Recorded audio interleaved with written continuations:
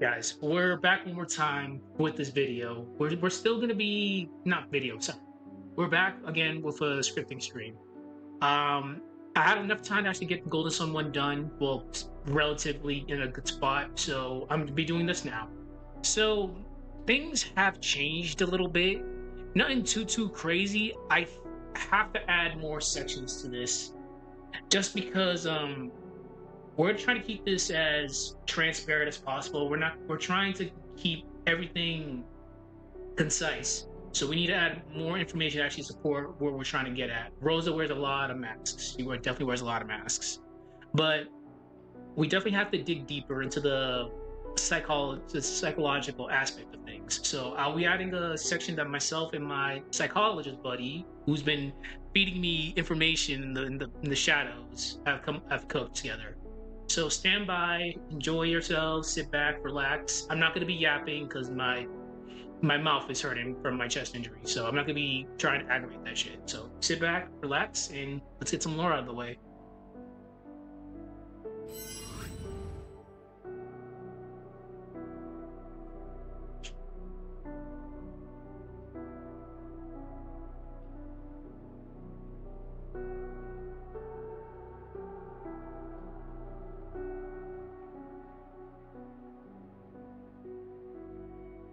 So we've been messaging each other back and forth for the past like few hours.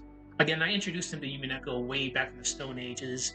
It's just he went way deeper than I ever did in before. So he's a he has a plethora of knowledge, more knowledge than I do in regards to Umineko.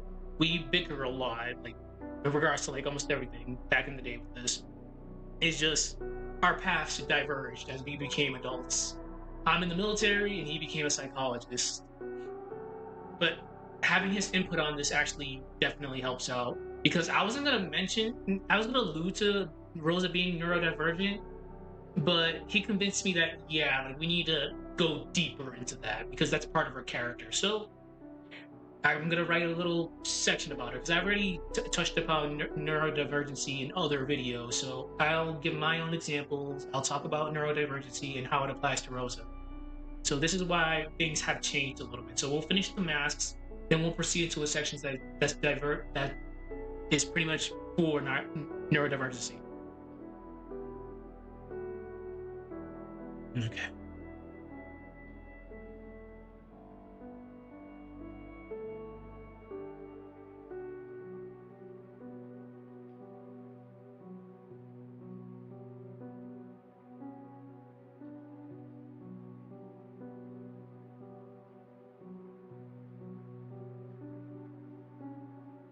So we finished up on the mask of shame yesterday.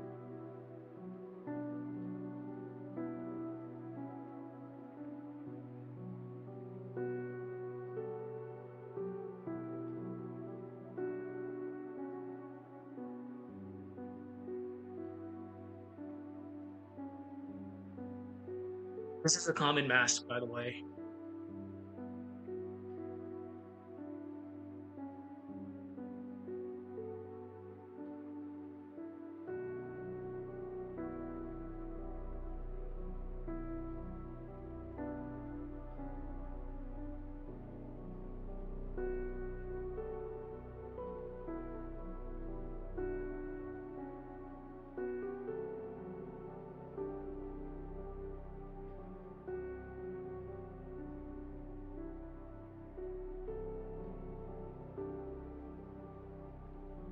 Typically, I do usually think to myself or just speak out loud my thoughts, but we won't be doing that. The less I talk, the better because I'm not trying to aggravate what's going on right now. I have an appointment with my doctor in a couple of days to see what the hell's happening.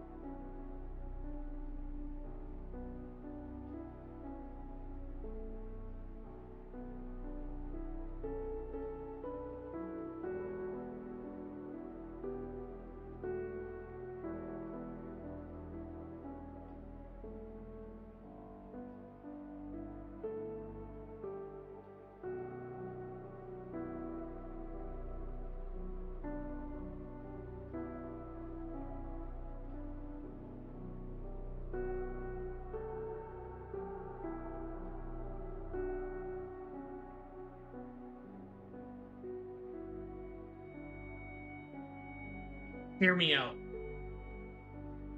Yes, this can be applied to Maria as well, but specifically for Ava, yeah, this applies more to Ava. Like you won't. Rosa does definitely get ticked off at Maria. I mean, as we've seen through countless times, but her getting upset at Maria is a completely different category of her just being upset at, like, pissed off at Ava. Like that's here is here's her pissed off level at Maria. Here's Ava all the way up there. Like there's levels to her rage.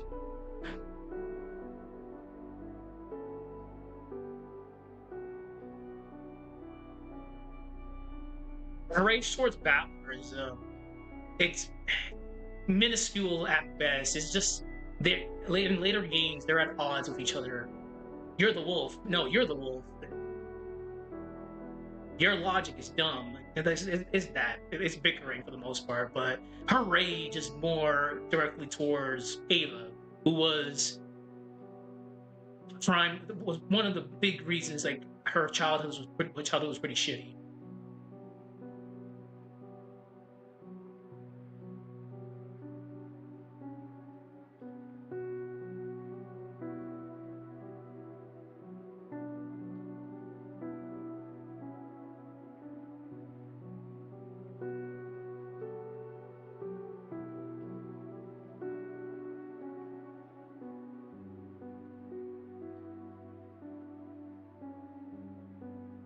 And the more you think about it, out of everybody that she interacts with throughout the whole entire series, only really three people see like this side of her, which is Valor, Maria, Ava.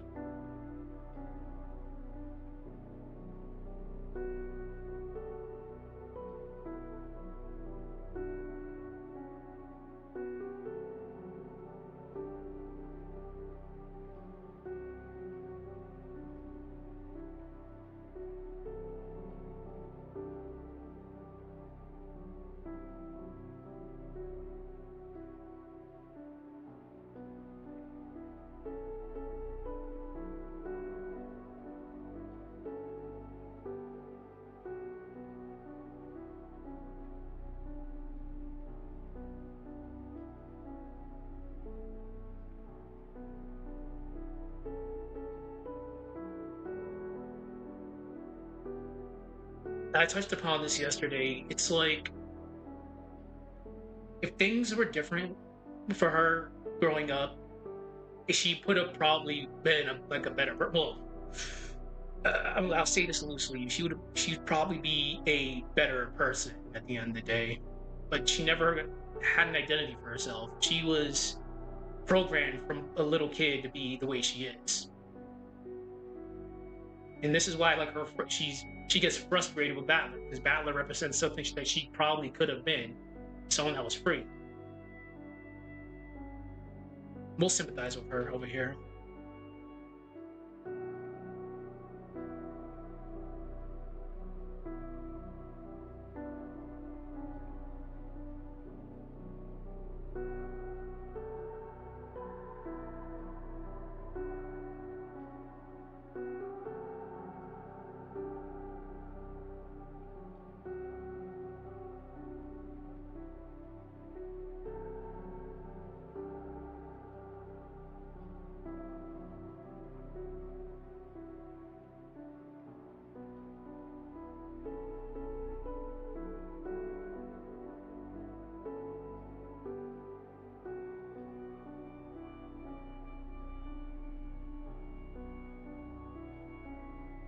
It's in here right now.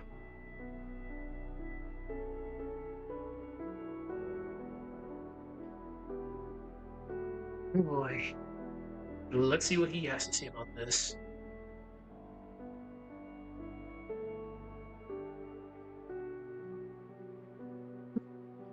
Oh boy.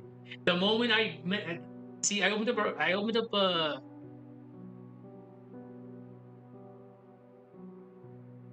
the moment I mentioned Umineko lore, I opened up a rabbit hole.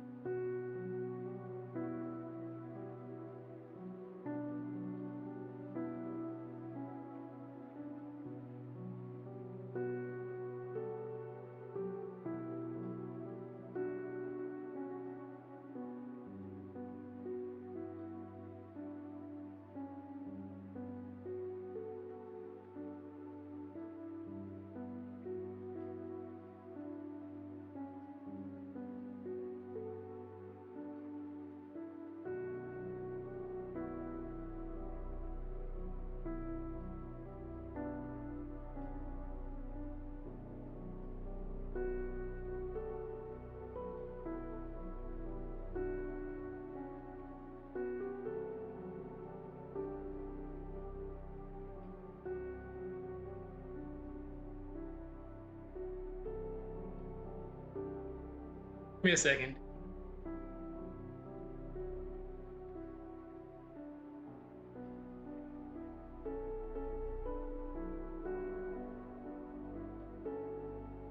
Sorry. My buddy was messaging me about it. Um, he's going into Beatrice Castillo. He's going into original Beatrice, Chris Hansen Beatrice, and Kenzo. I'm like, oh my god, yeah, you're right. Like, ugh. That's just. We'll get to that in another video. Okay, back to this. Sorry.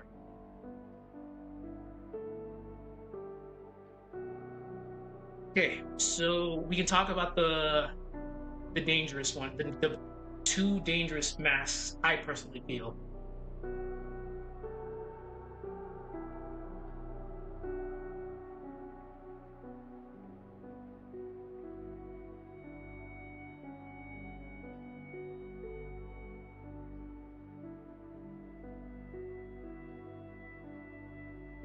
One's very scary.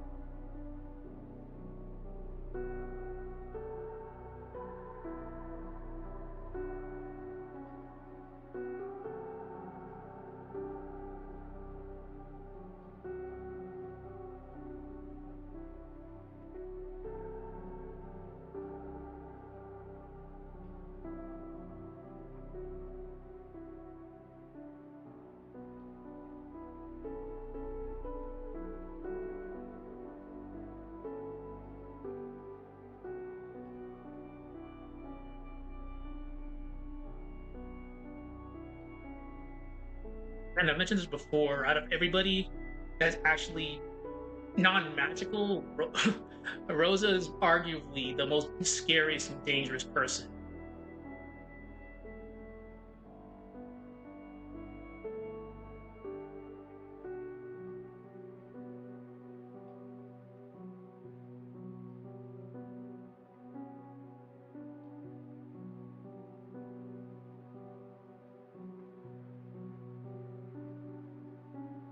It's more towards Ava, but the Battler was like to a certain extent.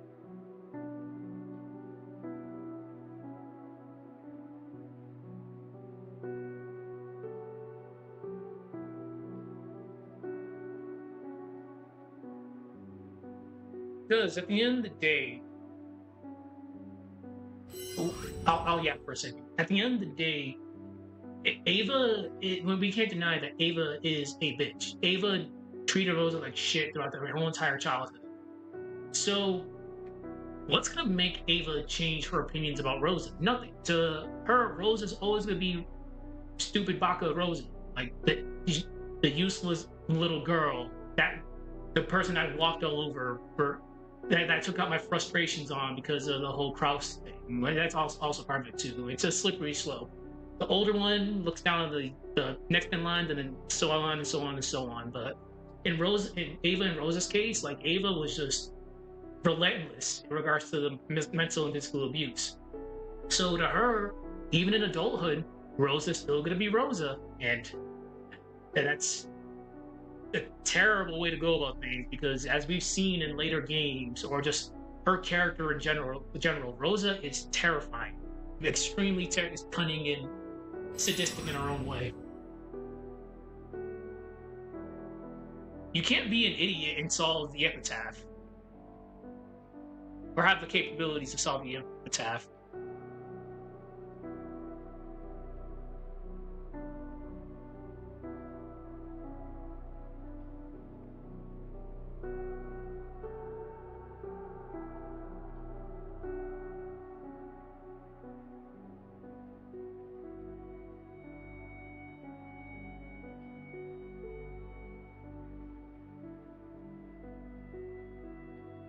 So, let me see this.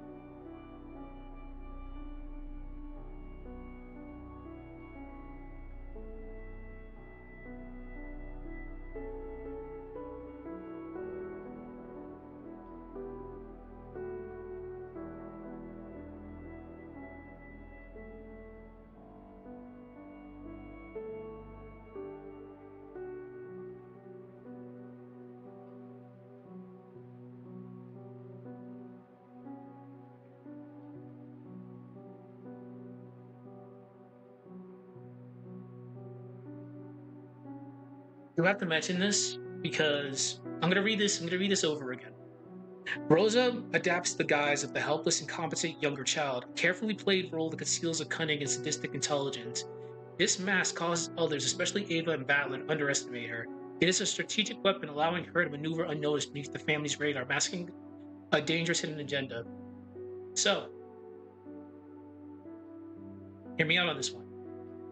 Yes, this is mostly directed towards the family, but remember, Rosa herself, fortunately, was conned by her husband, who ended up taking a huge loan under her name and just fucking him out.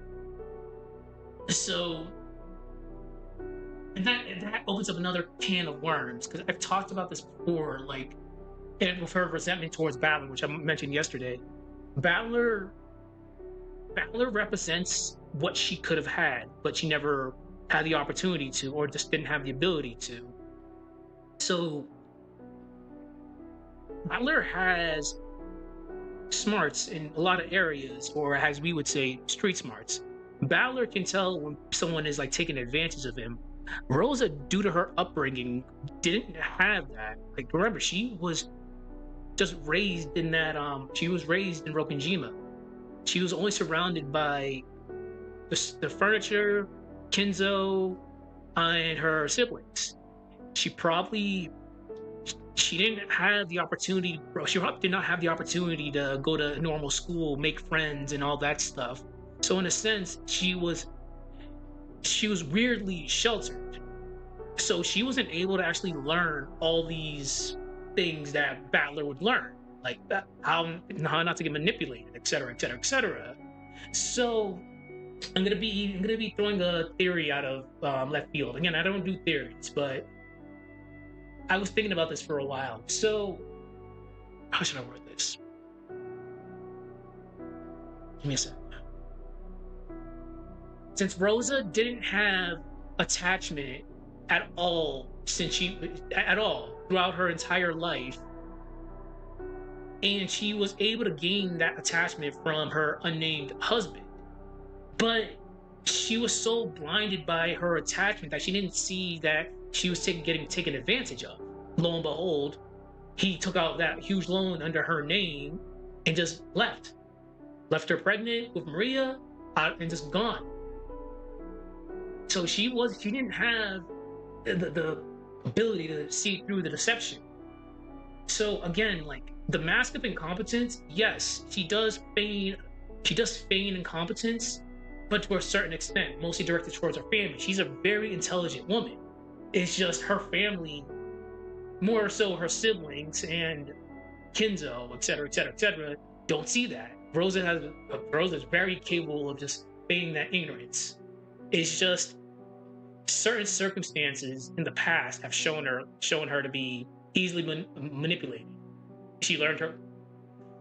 I can't say she learned her lesson because we're never really told that she learned a lesson. That's just, again, that's just theory that I'm going over right now. Who knows? Just food for thought.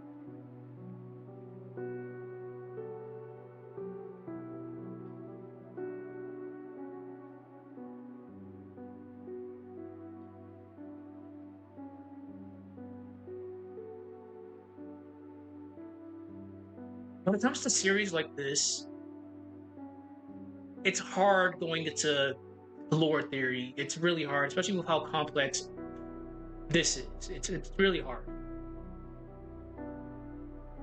because the moment you start theorizing, you open up a rabbit hole, and it just gets so out of hand.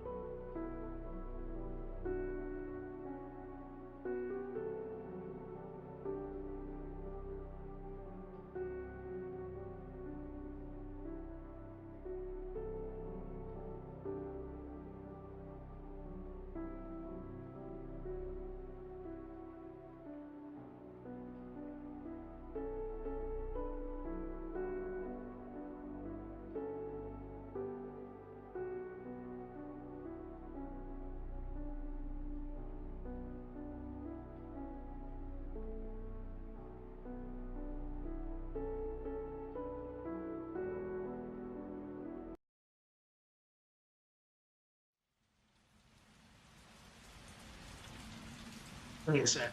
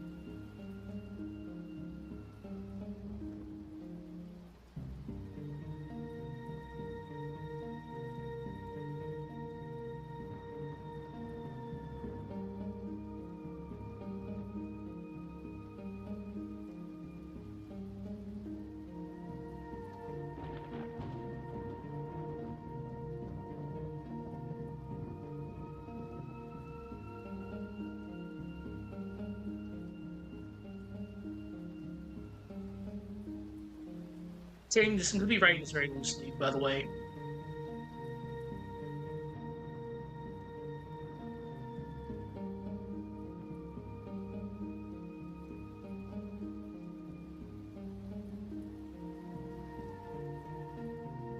Since she's the youngest and the last born, she's obviously going to be in the bottom of the totem pole, especially in a family that has all this hierarchy. Like, ugh, God, like, again, poor Rosa.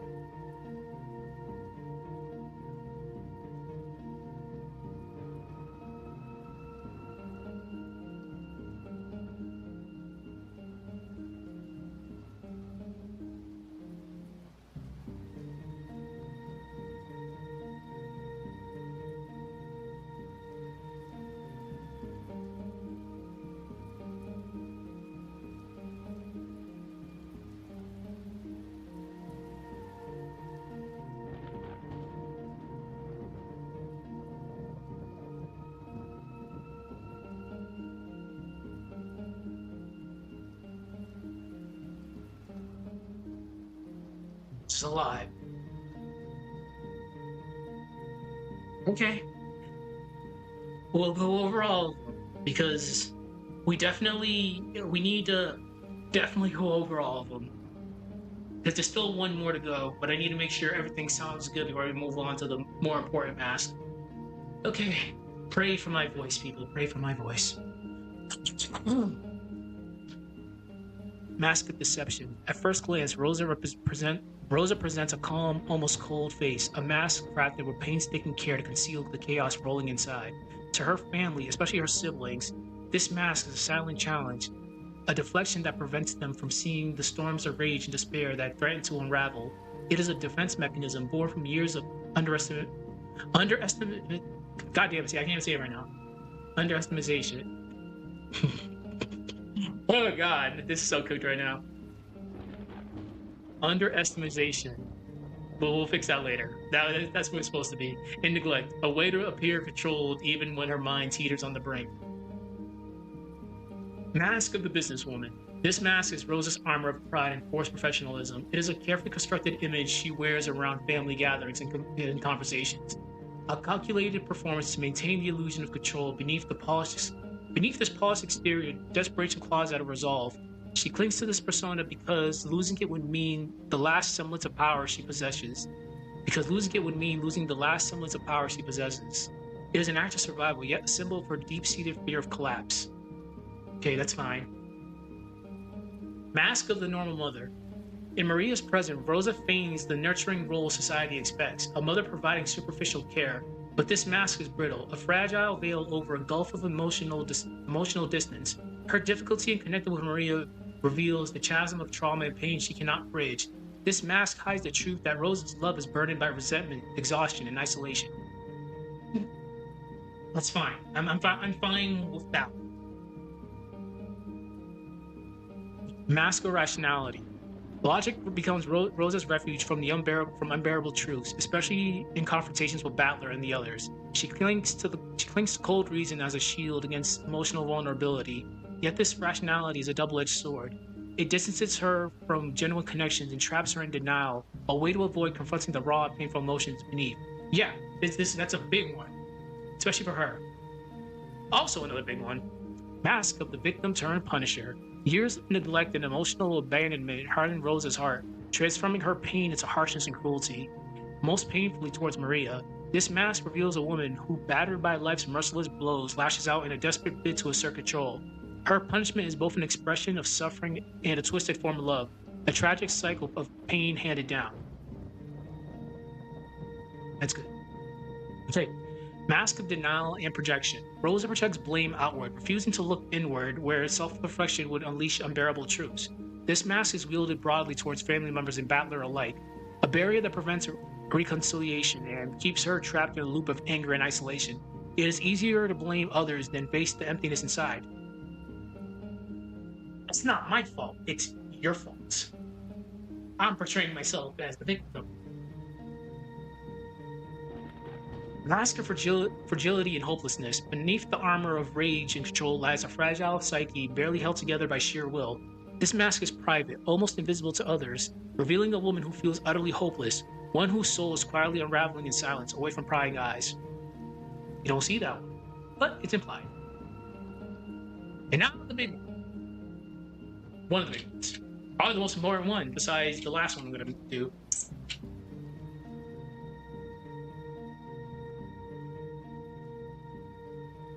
Mask of resentment.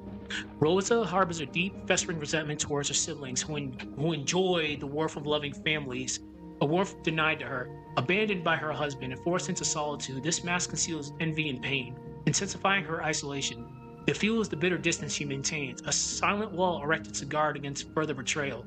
This mask is directed towards Battler in a more personal way. Battler represents something that Rosa could never have. Autonomy. Even though Battler is her young nephew, he portrays a level of self-confidence that Rosa lacked as a child. Battler rebelled and distanced himself from the Ushiromiya family for an extended period. Rosa was forced to stay within the stranglehold of the family.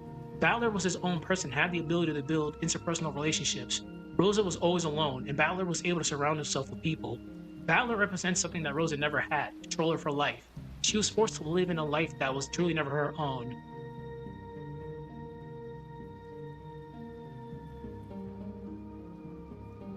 I don't like the way that ended. Rosa was forced to stay within the stranglehold of the family. Battler was his own person, had the ability to build interpersonal relationships. Rosa was always alone, and Battler was able to surround himself with people. Battler represents something Rosa never had, control of her life. She was forced to live in a life that was never truly her own.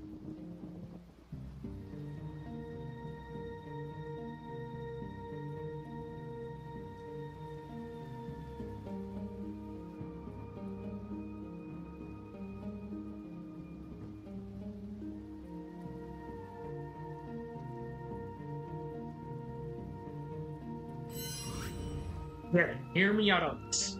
This is something that people would have to actually read and see yourself. Because obviously when Rose is introduced, she just seems like the calm, lovable aunt to her nieces and nephews. Then as the story progresses, it's like, oh my god, this is not who I thought she was. So just let me word this way. Go on what I say just as a point of reference. I'm just some guy on the damn internet. So I'm just use me as a tool of reference. The way Rosa and Battler interact with each other later on as the games progress, That's not like how you would think a relationship between an aunt and a nephew is. Like they are at each other's throats. You're the wolf. No, you're the wolf. And it's mostly Rosa as the aggressor. There's a reason why she's more aggressive towards Battler, which fuels what I've said in my little passage right here. There is resentment. It's just not. It's not written down, but you can tell from a mile away. Like, yeah, like compare how she treats Jessica, George. It's completely different from how she treats Battler. It's night and day difference. That's my 2 cents on it. Again, I'm just some bloke on the internet. I'm just some guy that has too much damn free time on his hands when I should be doing army work. But just use me as a point of reference. Play the game, read the visual novel, read the supporting material, then you'll get a better idea.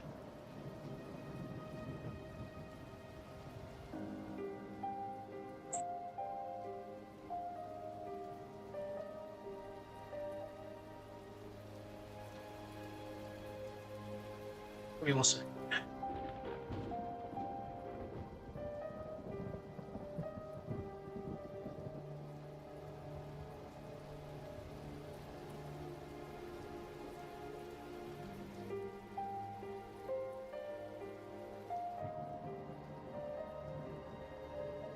I was bumping to this yesterday.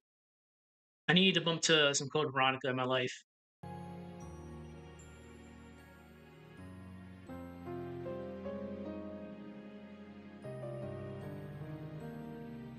So let me just read this passage one more time. Mask of Resentment. Rosa harbors a deep, festering resentment towards her siblings who enjoy the warmth of loving families. And I quote, a warmth denied to her, abandoned by her husband and forced into solitude, this mask conceals envy and pain, intensifying her isolation. It fuels the bitter distance she maintains, a silent wall erected to guard against further betrayal. This mask is directed towards Battler in a more personal way. Battler represents something that Rosa could never have, autonomy. Even though Battler is her young nephew, he portrays a level of self-confidence that Rosa lacked as a child. Battler rebelled and distanced himself from the Ushiromiya family for an extended period. Rosa was forced to stay within the stranglehold of the family.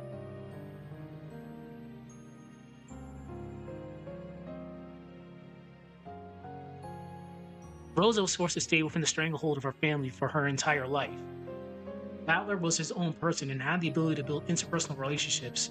Rosa was always alone, and while Battler was able to surround himself with people. Battler represents something that Rosa never had, control of her life. She was forced to live in a life that was never truly her own, which fuels her resentment towards Battler.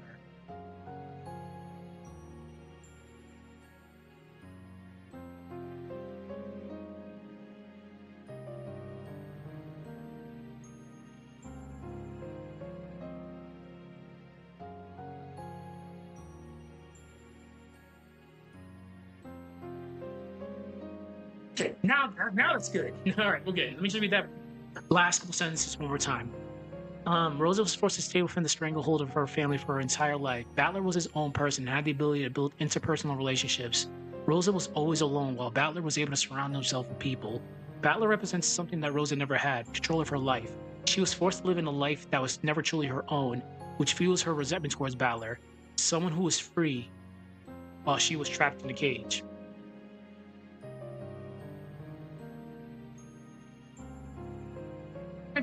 I'm good with that. I'm actually good with that. I just didn't like the way, just rereading it again. I do that a lot. I always reread what I write. I just didn't like the way it Mask of Chaos. Emotional volatility erupts in heated exchanges with siblings and Battler, revealing the fractured mind beneath. This mask is raw, terrifying glimpse to the madness threatening the consumer, a chaos that fractures realities and shatters relationships. Yes, because as soon as the mask of the loving aunt, well, the not loving aunt, the mask of the calm aunt was broken, and her true nature came out. Yeah, her relationships were definitely shattered. That's for sure. Mask of silence. In moments of unbearable pain and confrontation, Rosa suppresses her suffering behind a mask of silence. It is a barrier, a retreat into isolation where emotions fester unchecked. This silence is deafening, a signal of how deeply broken she truly is. The mask of the martyrdom. Martyrdom. Rosa embraces suffering as a twisted justification for bitterness and manipulation. She becomes the martyr. She becomes the martyr in her own tragic story, wielding her pain to elicit sympathy and control those around her. This mask reflects a woman trapped in a cycle of self-pity and resentment, unable to build free. Again, it's not my fault, it's their fault. Why is this happening to me? It couldn't be my fault. Am I truly out of touch? No, it is the children who are wrong. You get it. Mask of control. Desperation drives Rosa to manipulate others, especially her siblings and Maria. She does that subtly. The siblings don't notice. They definitely don't notice. And Maria has a last-ditch effort to stave off the chaos within. This mask is the facade of power, yet it hides the truth that her control is fragile and fleeting, an illusion masking profound happiness. Mask of shame, guilt and self-loathing gnaw at Rosa's soul, fueling self-destructive tendencies hidden deep within other masks. This mask is private, rarely acknowledged even by Rosa herself, but this is a constant undercurrent in her fractured identity. Especially prevalent when Maria calls her out. Mask of rage. Her explosive anger erupts as both a weapon and as a shield, frequently directed at Battler and Ava. This mask is a desperate outcry, a way to externalize the crushing despair inside. It's volatile and dangerous, but beneath the fury lies a wounded soul crying for recognition and release.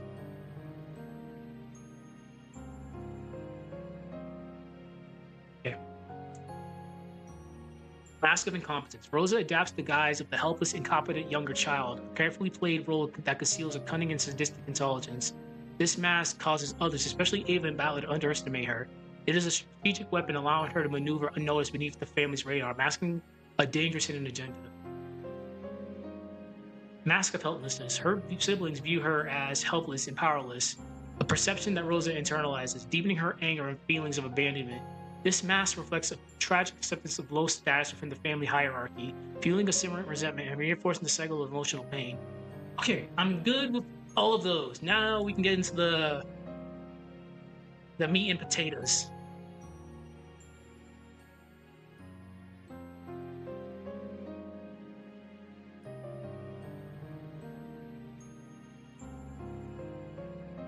Oh, I always forget to mention this. If anybody ever has like videos or lore that they want me to do, just let me know.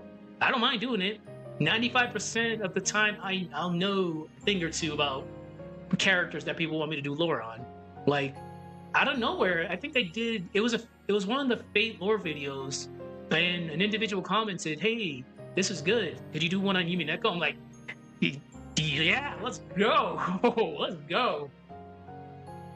But yeah, if anybody ever has like something that they want me to do, just let me know. 9 times out of 10, I will probably have a good chunk of change to talk about. Because, again, I'm just the guy who just has a lot of time on his hands when I should be doing military work. I just have a lot of downtime. And I was a big, heavy weeb back in my younger days. Not so much anymore, sorry. Not so much anymore. Okay.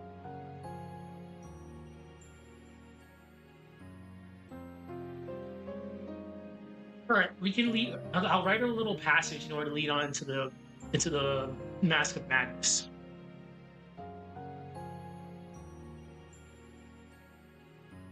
Just a little short paragraph.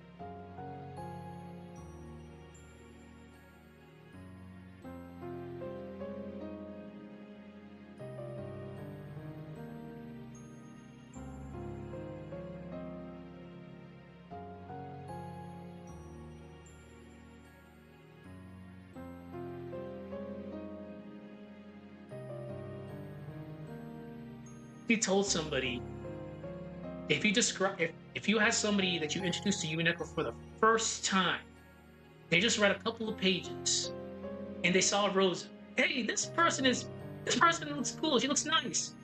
Then you show her, then you show that person a picture of like the thumbnail for this stream. You're like, what the hell? Yeah.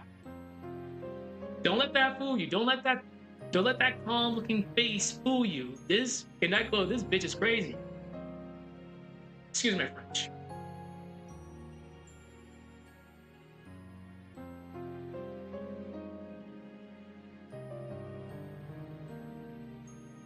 Oh.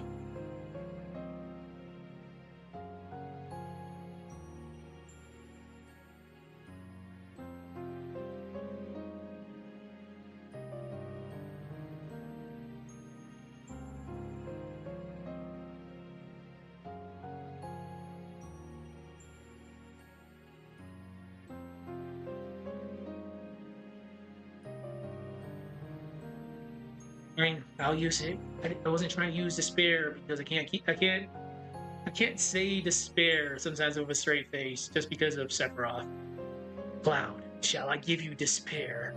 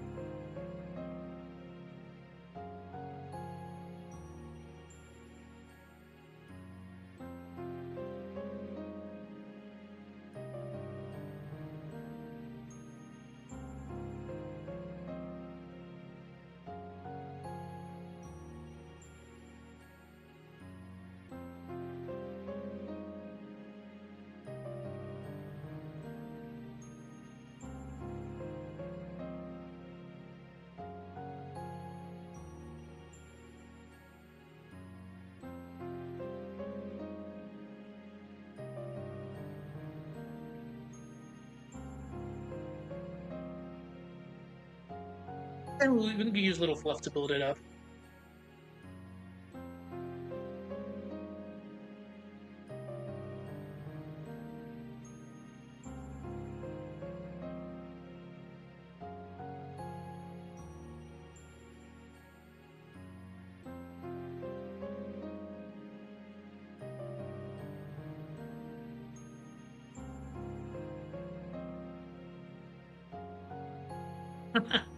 What's up?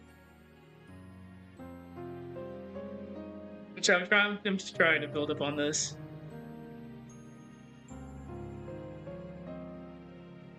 I'll probably have this out in a couple of days. It's just I have to add an extra section to this.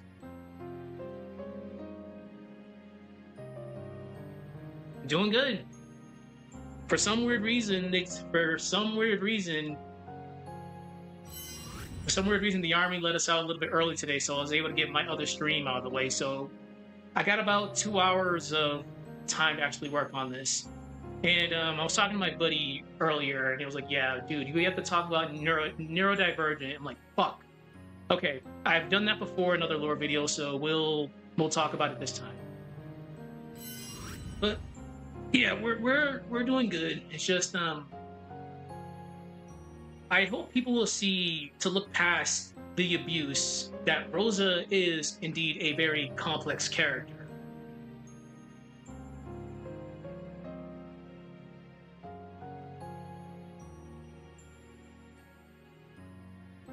I get out of work today. He gives me like, I'll just read this out here. I'll just read this. Rosa is the most interesting character to me because of her connection to Maria. Even what Maria stands for in Umineko. You can see it in Ava, George, Hideyoshi, Kraus, Jessica, Natsui, and of course Rudolph and Kirie, considering they were the ones willing to kill everyone, even Battler and probably Angie too if she was on the island. The parents have been traumatizing their kids, whether intentional or not, without understanding the impact and how it harms them because they were never taught empathy. Privilege and wealth does that. But they never had love because Kinzo only loved gold. He didn't love Kuidori and Beatrice, and he didn't love Caglio Beatrice. He did love Caglio Beatrice. He was obsessed with them. Yeah, so he wasn't just in love with them. He was just straight up obsessed with them, which is true, which is very true. No, no problem. I just have a lot. I have a lot of free time on my hand. I was a high level weeb back in the day. I've mellowed out over the years, but I still have all that knowledge from my weeb days, and I like doing lore. I love lore.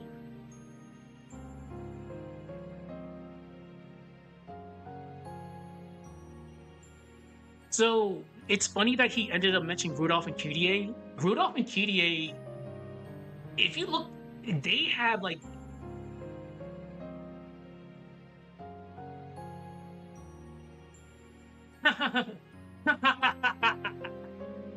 yeah. It's just yeah, I just love lore. Big time lore. And Umineko again was up my alley back in the day. Like, it's been years, but I still remember a good chunk of change for this. I still remember stuff. But as I was saying, in regards to Rudolph and QDA, they out of all the characters besides Rosa had the potential just to kill everybody. Which, if you played Ogan Muso Kyako in the Umineko fighting game, which I used my footage for, in Black Battler's Super, he calls Rudolph and Kide and they just start blasting you. That just supports the fact that yeah, like they can kill people. Like they're the wolves. There we go. They're the wolves. Okay, let's see. I'm just thinking real quick.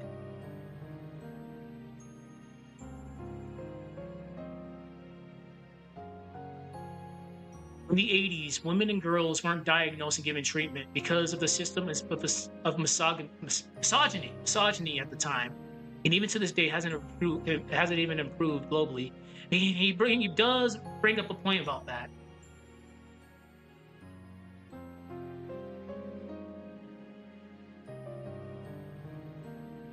And yeah, Faust, as we mentioned before, is probably the most normal out of all of them.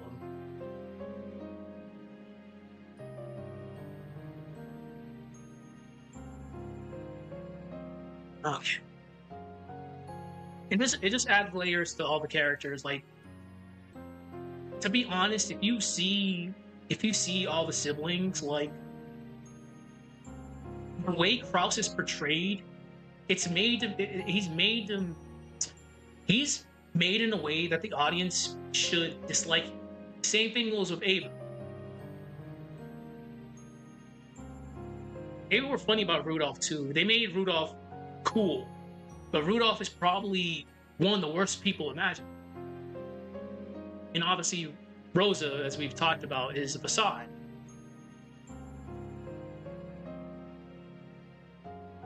This series has a lot of complex characters, which is great. Like it's really good that these characters aren't one dimensional. Okay, let's see.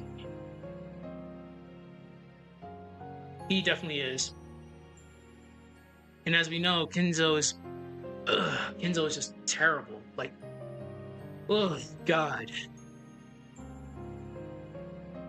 because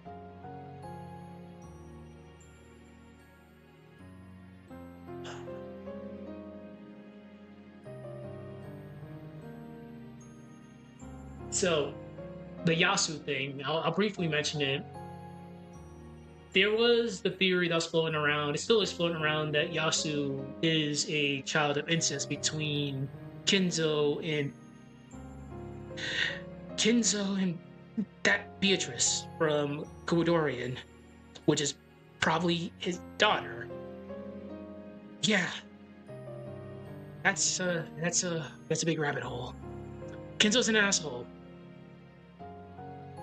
When I was when I was doing deep dives into this franchise, when we were putting two and two together, I was like, oh my god, Kinzo is just it just gets worse and worse and worse with you, dude. It's just so terrible.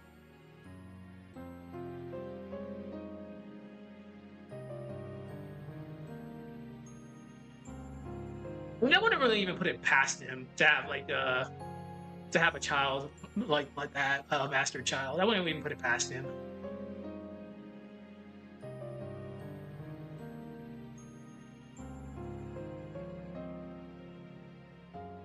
Yeah, I do want a Kenzo. I wouldn't mind doing it.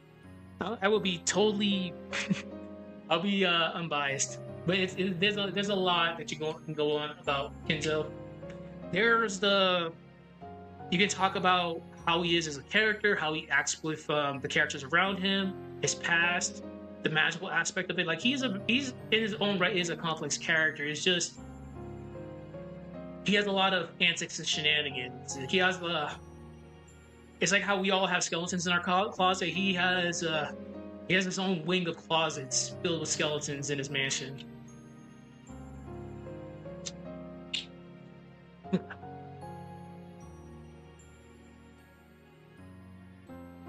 He is the most irredeemable.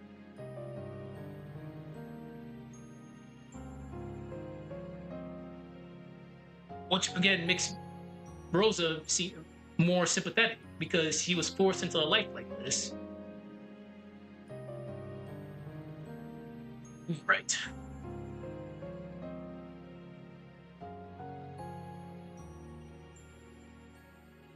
Which is also funny because the way they make Beatrice the witch seem like she is she is seen as irredeemable, but she is well, probably one of the most sympathetic characters besides Rosa in this franchise. Like as you progress through those episodes, like wow, you kind of have to feel bad for Beatrice in a sense. Even though, like in episode one, she's just going around straight up murdering people.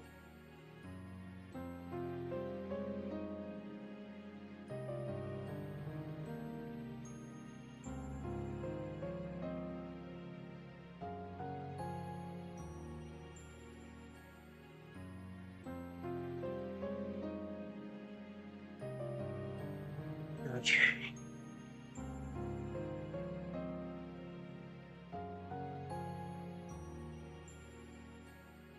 All right, that's good. A betrayal. I guarantee you'll probably be doing Lord videos on every single character in this franchise.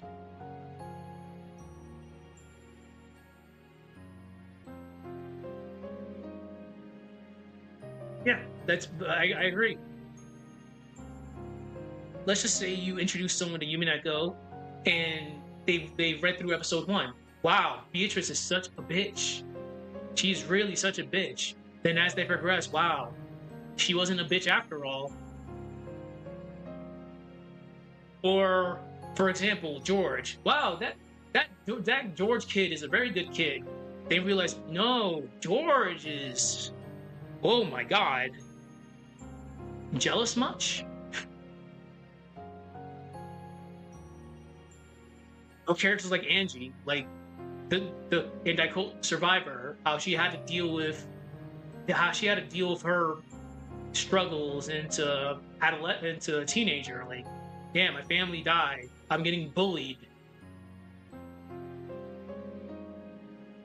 He gives a he definitely gives a layer of complexity to all his characters, which is a very good thing. A lot of franchises actually don't do that. Loss. Okay. So I think that's good for build up. All right, now we can talk about the Mask of Madness.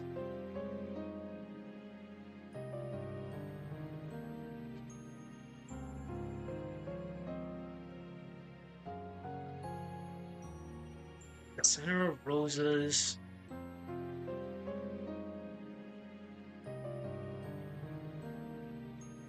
shattered identity lies.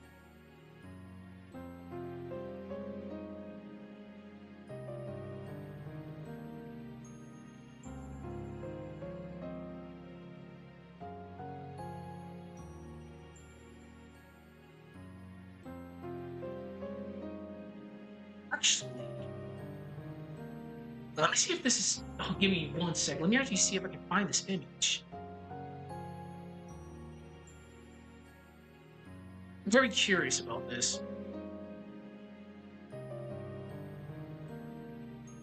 Rosa Ushiromiya.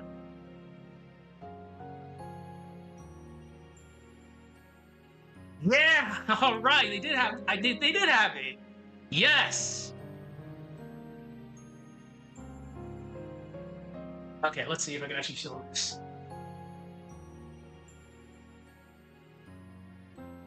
She has a deleted sprite in she has a deleted sprite in the remake visual novel.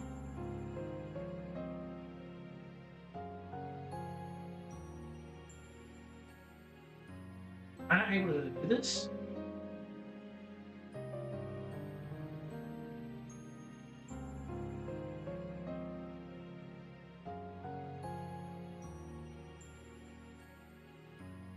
There we go. Ah, Lee. And this is your calm character. Oh my god. She got that Beatrice face definitely going, all right.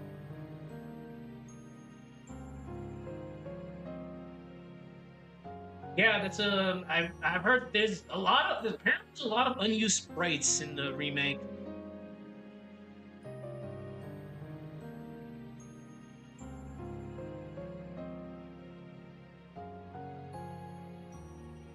Uh yeah, she did. Yeah, she did. Hmm.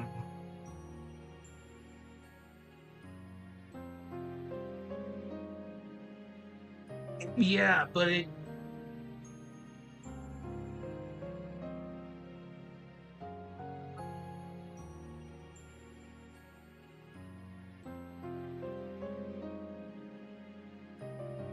yeah, like she does. I'm looking at her images right now. She she has her angry face. She has her normal default face, concerned face, sad face. But yeah, she doesn't have the Beatrice face. Let me see if she actually has a wish design. That she should.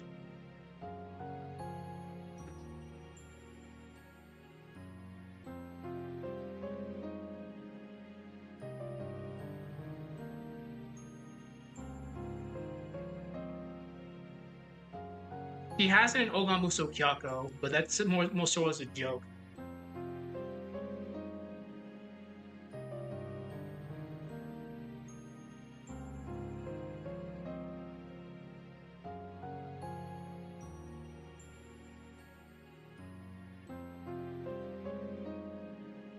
Yeah. God. But yeah, that's more so as a joke, unfortunately.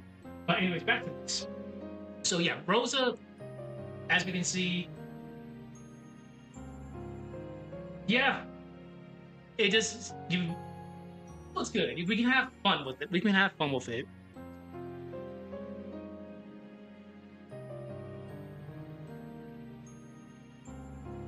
Well, I always recommend people just again use me as a reference, but I'm just some bloke on the internet. Read it yourself. Have fun with it. Do deep dives. Maybe you'll find out something that people don't know.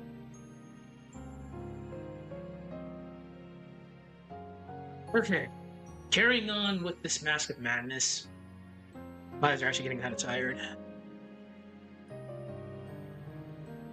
Let's see. Yeah, we can never tell when he's being serious. It's fine. Actually, can't see shit.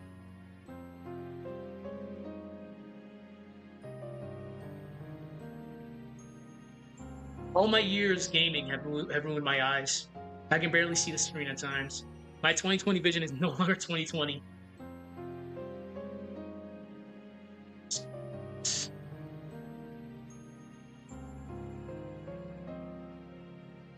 But I'm definitely considering doing a Kinzo video.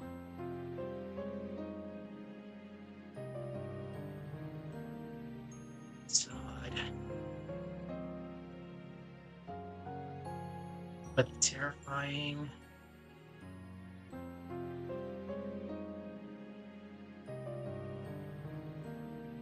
Erica would be funny too.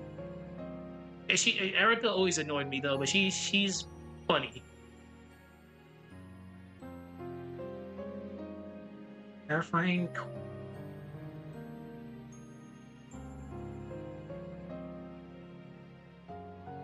Fractured.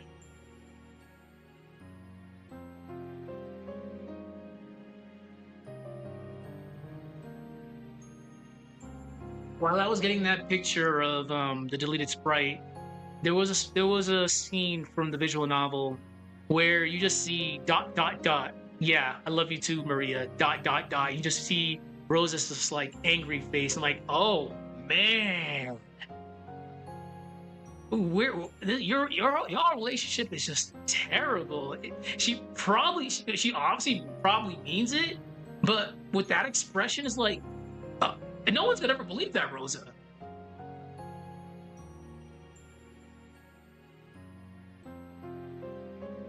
And again, this just goes into how she was raised.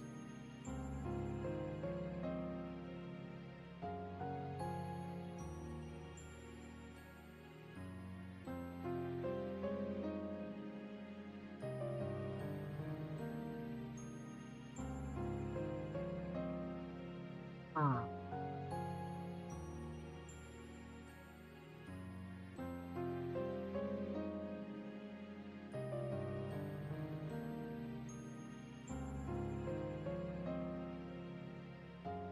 Feel later on in this essay, I need to dig deeper into her relationships.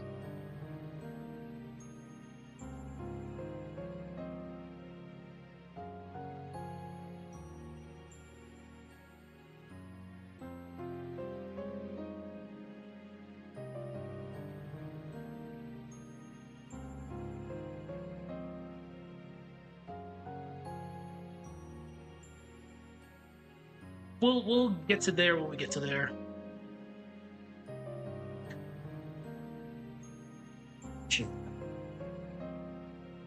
Not simply a facade, but a terrifying core for fractured psyche.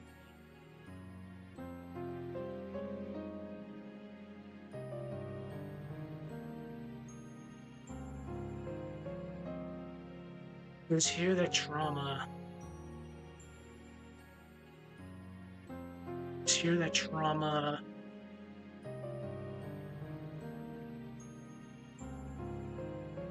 Sadism. No.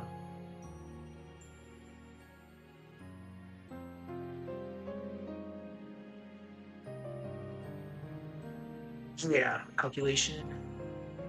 Yeah, I totally butchered that. Calculation.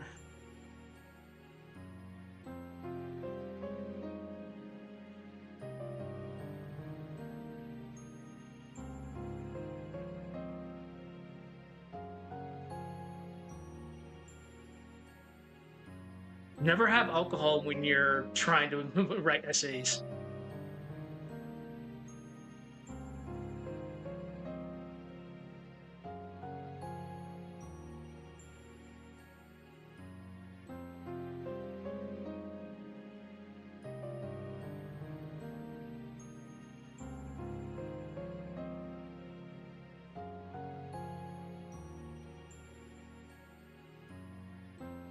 Okay, at the center of Rosa's shattered identity lies the mask of madness, not simply a facade, but the terrifying core of her fractured psyche. It is here that trauma, rage, calculation, and sadism fuse into a volatile storm that threatens to consume what remains of her identity.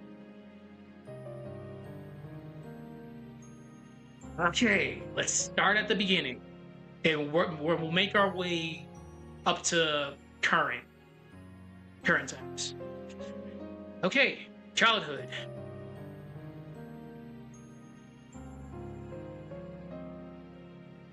What's this madness?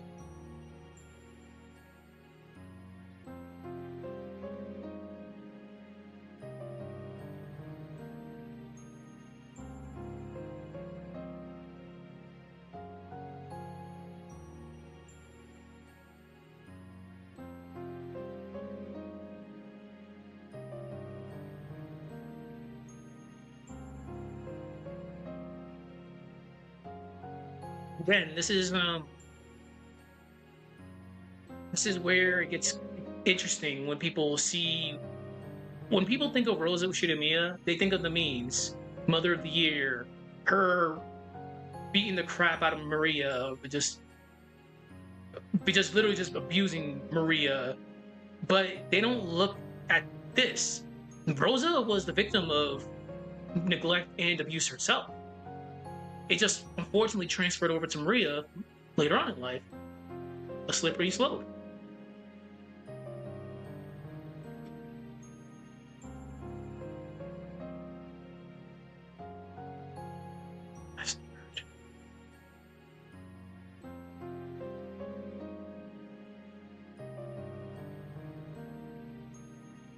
Leaf layers. Exactly.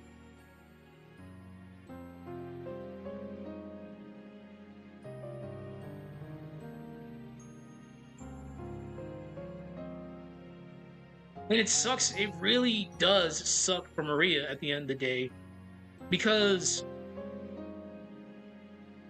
we mentioned this before. Maria's not able to get those books on the occult. Who else has the money to get her those books? Rosa does, because so Rosa does share the same interests and hobbies. It did share the same hobbies and interests as Maria, but Rosa has an image to keep because of how fragile her entire life is. If her image is broken, well, she's just gone. Like she cannot risk her image being broken. So if someone sees Maria being interested in the occult and all that stuff, something that she has a vested interest in, she doesn't know how to deal with it. Maria can't be a child because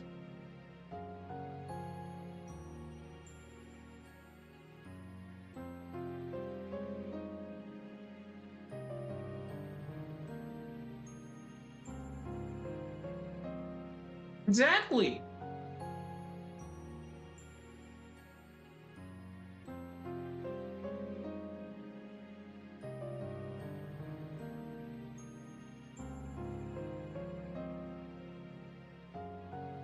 It's interesting because no one's gonna tell you not to we'll use IRL as an example. No one should ever tell anybody that they shouldn't like something. I should never look down on someone because they like anime or they like weeb content. Like hell, I'm an old ass man. I don't watch anime as much as I used to back when I was a kid. But if someone recommends something, I'll watch it. I used to play fighting games at a semi-pro level back in the day.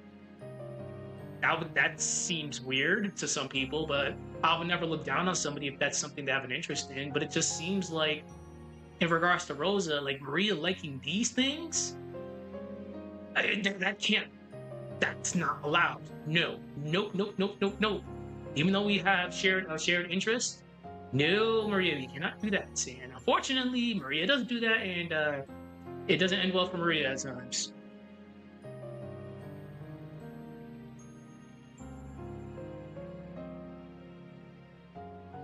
I'll give a good example. Like again, I'm a we. I admit I was a big time weeb back in the day. Hell, my room back home has all my anime figures and weeb memorabilia, and people know about it. But when I tell them, hey, I'm a soldier. Wait, what? You're a soldier and you have all this anime weeb stuff? I'm like, yeah, you'd be fucking surprised. Like today, I go into work and I just see my NCOs, my superior officers, with Demon Slayer pop figures, just talking about it, just watching anime on their phones. I'm like, if people would have a very funny misconception of this, they really would. So anybody can like whatever they want to like. It's not up to us to decide whether or not they can like something. If you want to like something, it's more power to you. Good shit.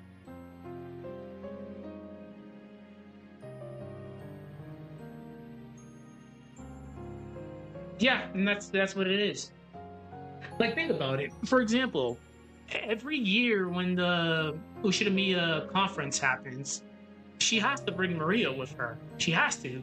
How do you think the other siblings will view Maria by her? Like, how do you think they'll view Rosa by Maria acting the way she acts?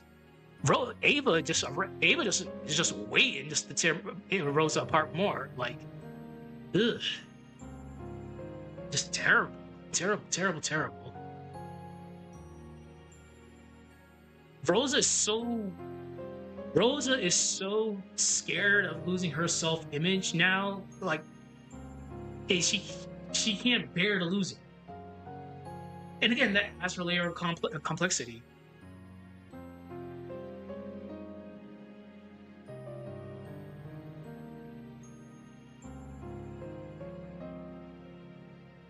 Hmm.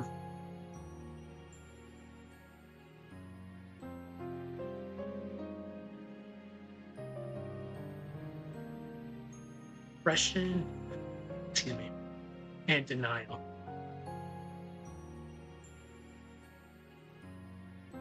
Um, Bound, good word to use.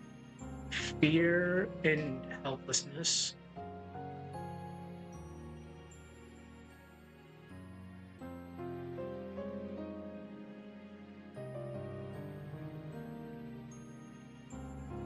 In those early years.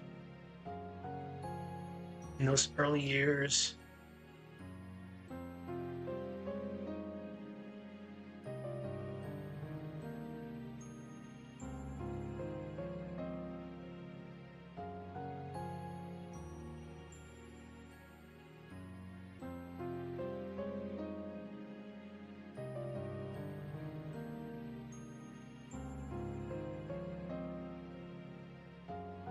If we really want to be cute about it, what if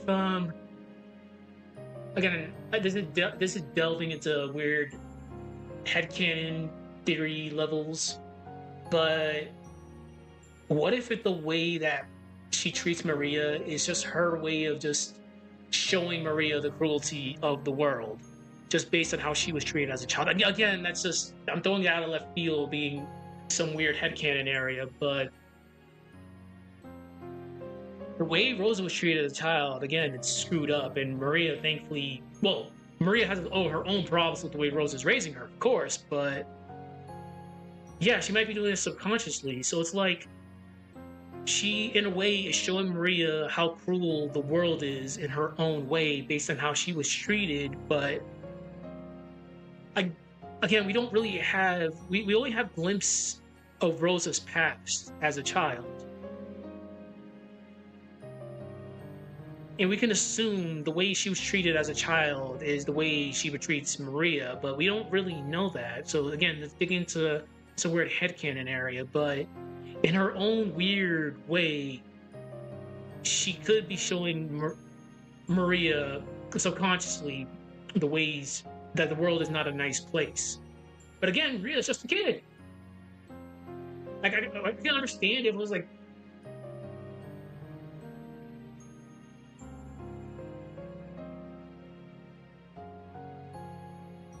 and again, that falls into the. Let's read that over again. Actually, those resentment.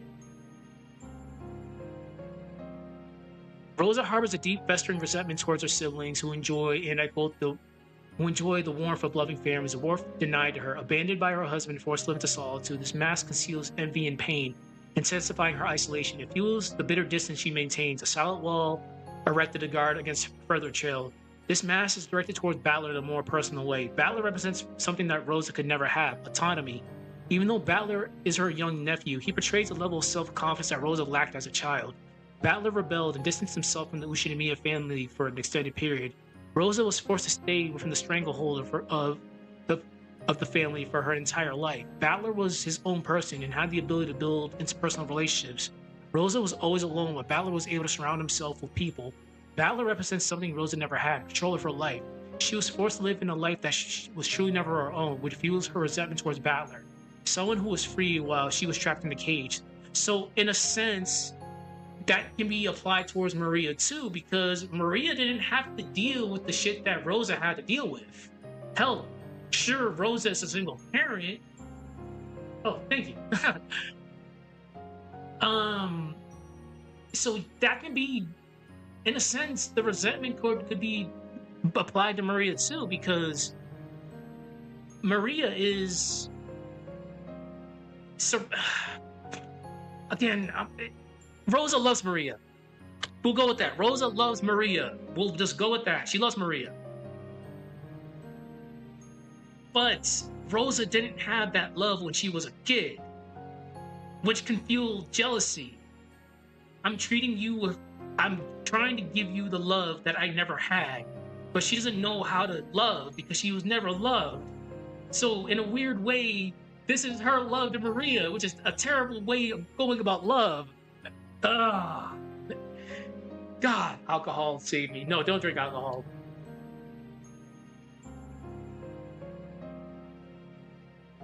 And again, it just comes to her upbringing. It's like if things were different, if things were different in her child, if she had, if she had someone that was a good figure to her, maybe Maria's life would be different. I'm gonna quote Vegeta real quick when he was dying. Frieza killed him the first time. He couldn't be his own person. He had to live. Hold on. Rosa isn't sure how to love her daughter while while also loving herself. She was shown a very selfish way to live and thinks she can fix it by buying things from Maria. Probably similar to how she was. Yeah, exactly. So using like Vegeta as an example, when Frieza first killed him, it's like when he was literally dying when he got shot in the heart. It's like he never was granted the ability to be his own person. Maybe he could have been a different person. Probably not, because given how Vegeta's personality was back then, he probably still would have been the evil asshole he was during that saga.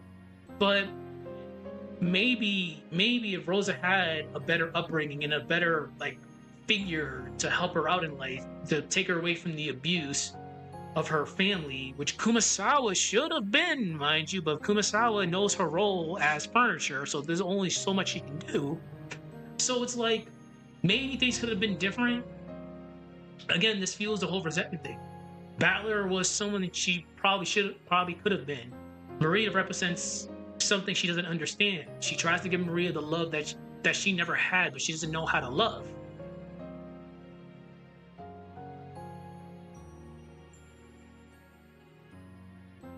Oh my God, that. I'm silent real quick. I'm thinking in my head real quick. I'm trying to cook in my head.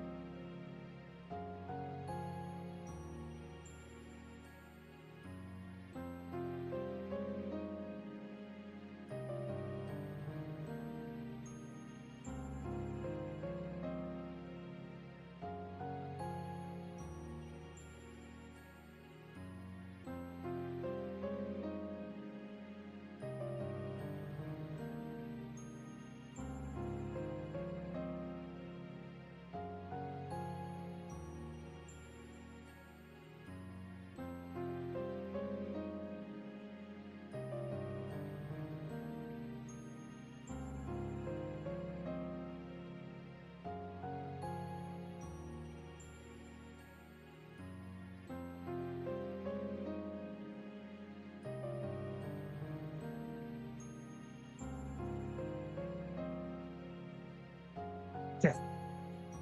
I was thinking, oh man, yeah, like that. I'm really digging into a weird territory right now because it's like Nicola in a sense. It's like how can you abandon your love? So how can you love? How can you bring this age when you abandon your love? So Rosa, how can you love Maria when you weren't granted love yourself? So you have a twisted form of love. Well, you view what you're doing as love, but in the eyes of others, it's not love. So you're just fueling your self-destruction even more, because people will notice that, yeah, like, Rosa, you're mistreating your child, but I love Maria. Do you though? Do you? Yeah. Well, I love digging deep. I love digging into deep headcanon like that. I do. Okay.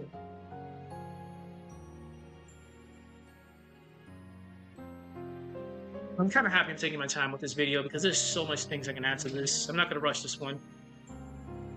This trauma.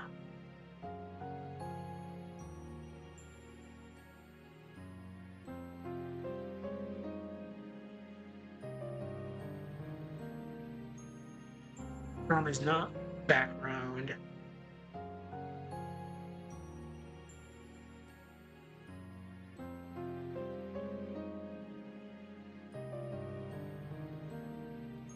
Can't believe I'm going to say this. I really can't believe this. Kraus, Natsui, and Jessica are normal. Holy shit, I can't believe I actually just said that, because they love Jessica. Jessica loves them too. Holy crap. In this twisted family, that's the most normal family.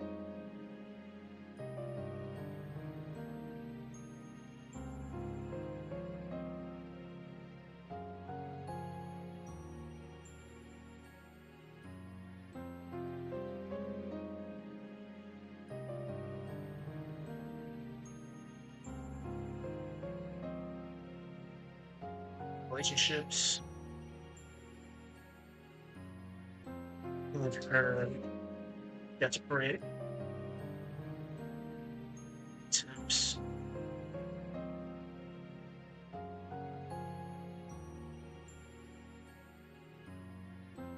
Desperate attempts to survive.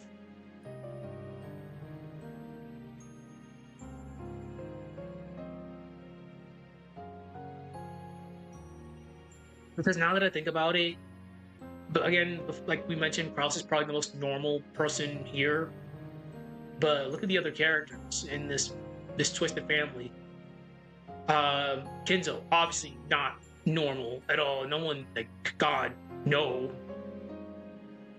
Ava, no. And Krause, I guess. Rudolph, definitely not. And it's like, just looking at the kids, like looking at Jessica, Jessica's pretty normal. Jessica's actually really, really normal.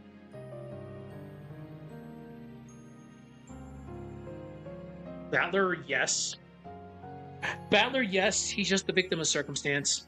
I'm not even going to deny that. Battler is straight up a victim of circumstance. Maria, no. Angie, again. Battler and Angie are just victims of circumstance.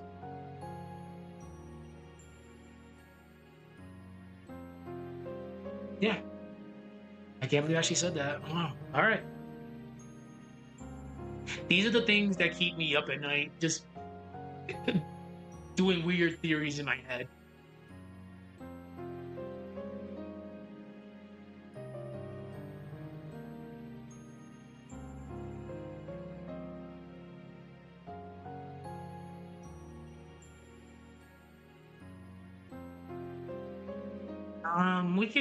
I'm gonna capitalize more on the madness aspect.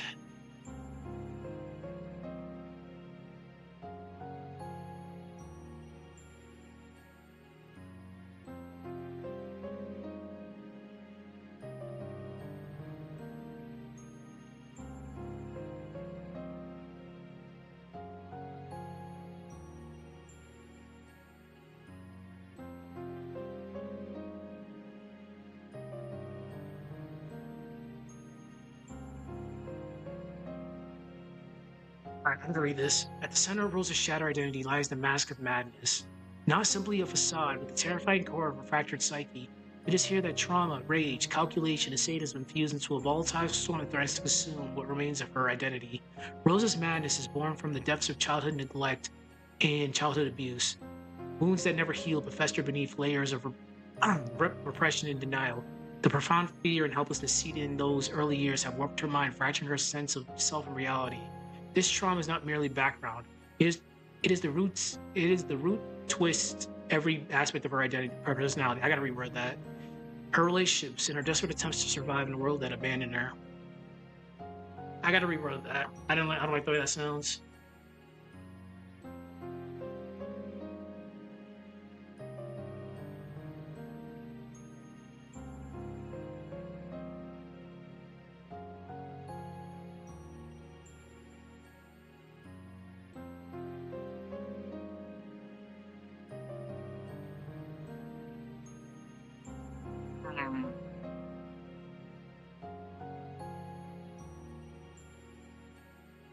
With every aspect.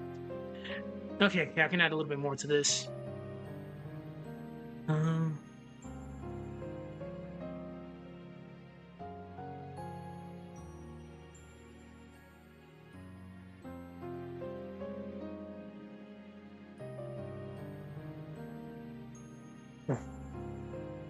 let's take. All right, we're gonna take a very interesting approach.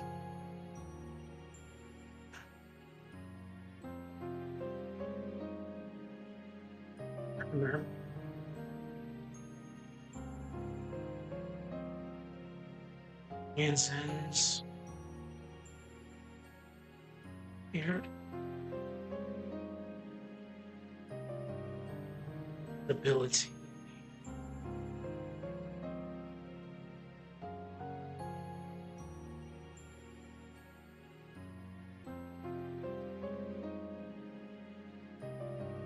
Madness, Francis, mirror, emotional stability.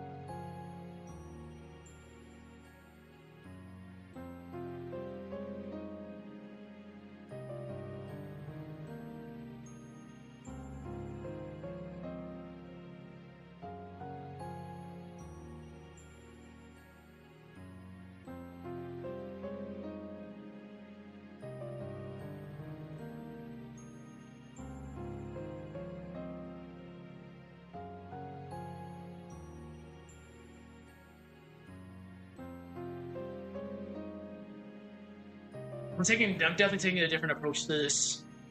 I have to definitely reread this after I'm done.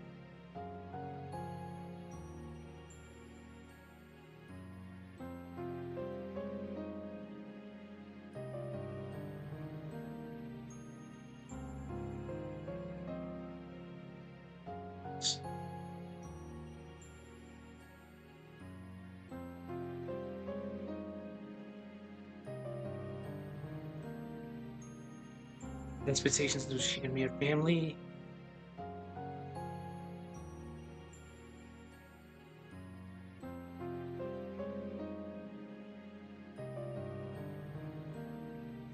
Yeah, this can work. This can definitely work.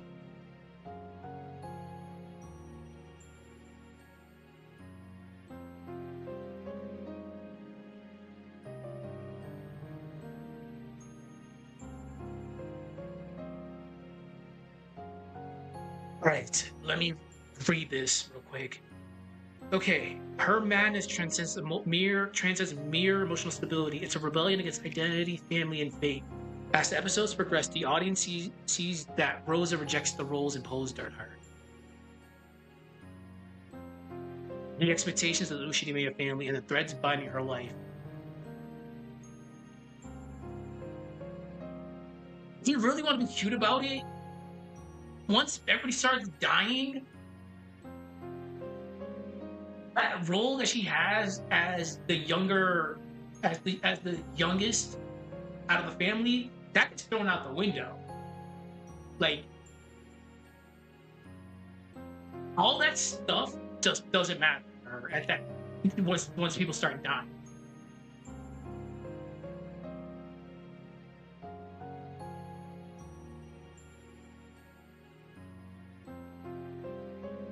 Yeah, because oh yeah, that works because as the episodes progress, the audience sees that Rosa rejects the roles imposed upon her, the expectations of the Ushiromiya family, and the threads binding her life.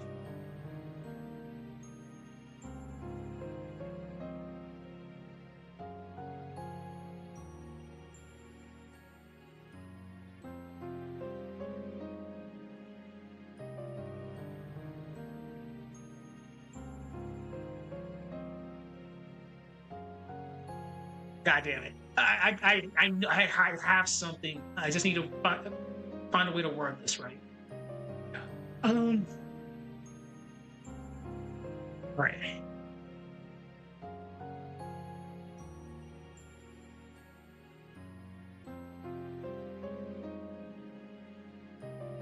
Yes. That. Yeah, there we go. Thank you. I'm actually gonna use that. Thank you.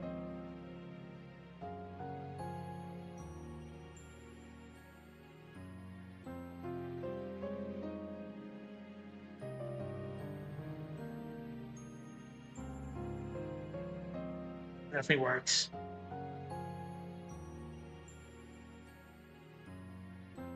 So the role she once used as a shield for her guilt and shame comes to define her so direct that she can no longer get away from them.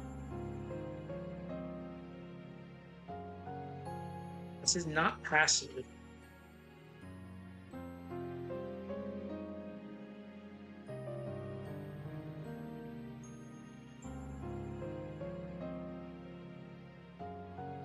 Active.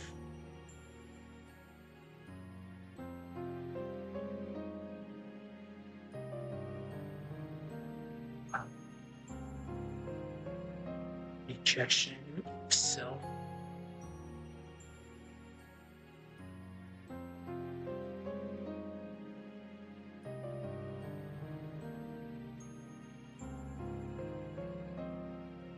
Ooh. Okay. I gotta read this over again. As the episodes progress, the audience sees that Rose rejects the roles imposed on her, the expectations of the Ushiromiya family, and the threads binding her life. The roles she once used as a shield for her guilt and shame come to define her so directly that she can no longer get away from them. This change is not passive but active, a physiological, philosophical rejection of self. Um,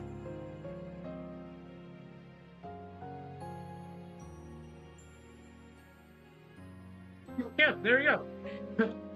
Maybe you should be the one doing the lore right now. It's once you start dealing with the philosophical aspects of it, which it gets really difficult. This stuff, nice.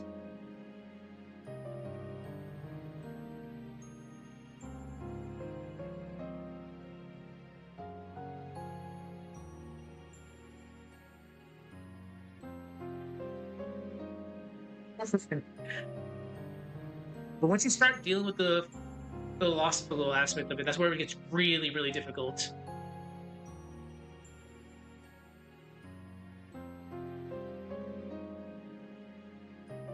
This becomes this becomes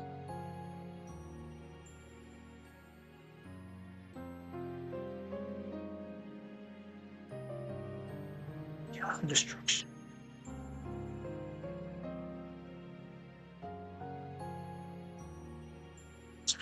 This becomes an embrace of chaos and destruction.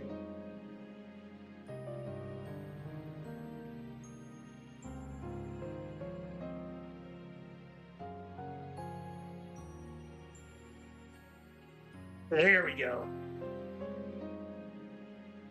Which becomes madness in the form of existential defiance. There we go. Yep. It's madness.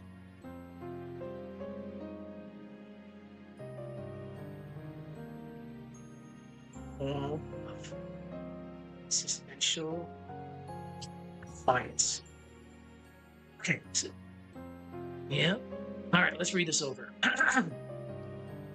At the center of Rosa's shattered identity lies the mask of madness, not simply a facade, but the terrifying core of a fractured psyche.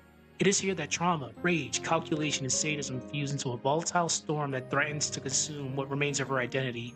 Rosa's madness is born from the depths of childhood neglect and childhood abuse, wounds that never healed but festered beneath layers of repression and denial. The profound fear and helplessness seated in those early years have warped her mind, fracturing her sense of self and reality. This trauma is not merely background. It is the root. It is the root that twists every aspect of her personality, her relationship, and her desperate attempts to survive a world that abandoned her. In a world that abandoned her. Her madness transcends mere emotional. Her madness transcends mere. Yeah, fucking up right now. Give me a second. Her madness transcends mere emotional stability. So because of this injury, I start slurring after a while. So just bear with me. Her madness transcends mere emotional stability. There we go. Instability. Stability's fine. It's a rebellion against identity, family, and fate. As the episodes progress, the audience sees that Rosa rejects the roles imposed upon her, the expectations of the Ushiromiya family, and the threads binding her life. The roles once used as a shield for her guilt and shame come to define her so directly that she can no longer get away from them. This change is not passive but active. A philosophical rejection of self with little to replace it beyond others' interpretation of her. This becomes an embrace of chaos and destruction, her only means of agency. Its madness as a form of defiance. There we go. Perfect.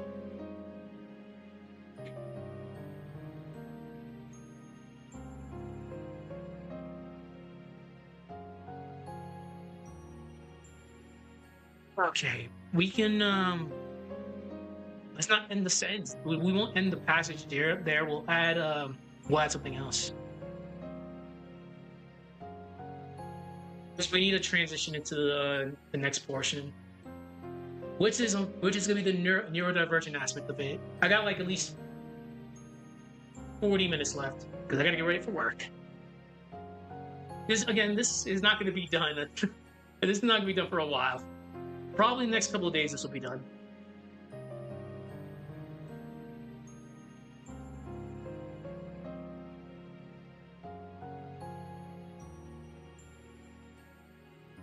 I want to say this, but this might be kind of like over exaggerating it, because once you start using all, like for example, I'm going to use all consuming here.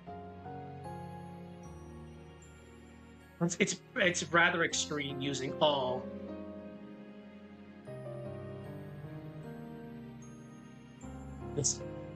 Oh, I'm gonna try to make it a good one.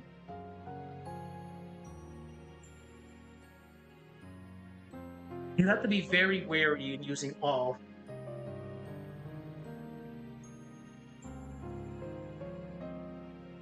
All-consuming madness. Definitive? That definitive. The funny word. Once you hear the word definitive, that means games are no longer getting support.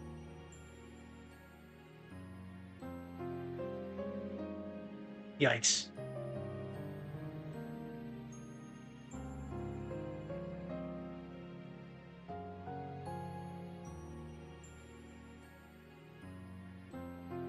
It's true. As I mentioned, I have a pretty extensive fighting game background. As soon as I heard Mortal Kombat 1 is getting a definitive edition, I'm like, yep, rip. You are no longer getting content. GG's.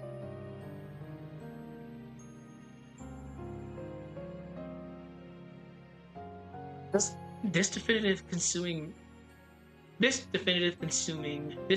madness. We'll get rid of consuming.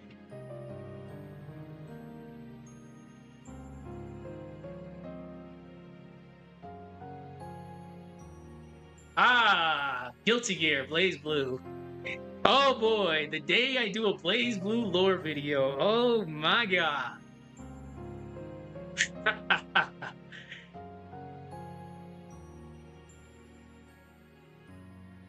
Good times, good times. I was playing Blaze Blue the other day. It's always good to go back.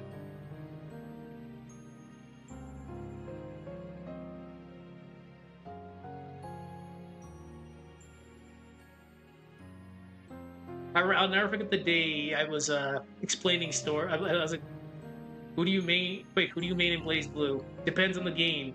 If it was Calamity Trigger, I made new and I subbed Ragna. Continuum Shift, I played Continuum Shift 1, I played Ragna. Continuum Shift 2, I played Lambda, subbed Ragna, because Ragna and Continuum Shift, as we know, is pretty busted. Belial Edge Loops, so stupid. Then again, you had Bang and Hakumen and Makoto being stupid. Chrono Phantasma, depending on which version, I played Ragna, then I played the weird hybrid between New and Lambda. Then when the other version of Chrono Phantasma came out, when they actually separated New and Lambda, I just played Lambda and Ragna. Central Fiction, I mained Lambda, subbed Ragna again, subbed Mai, subbed Mu, because I actually liked how Mu played compared to how she was in Continuous Shift. I played a lot of characters in Central Fiction, a lot of them. It's just I always just default to Lambda.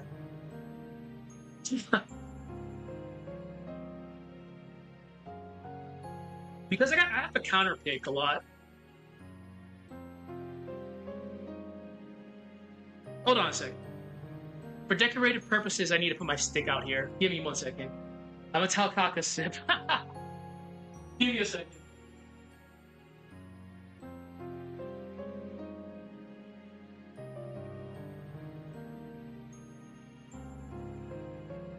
Well, I'm just thinking of putting my stick over here for decorative purposes. Because I've had this PS2 Hori for like 20 years. It still works. Definitely still works, but hey, it is what it is. I barely play fighters nowadays, so I'll put you back over there just for the memories.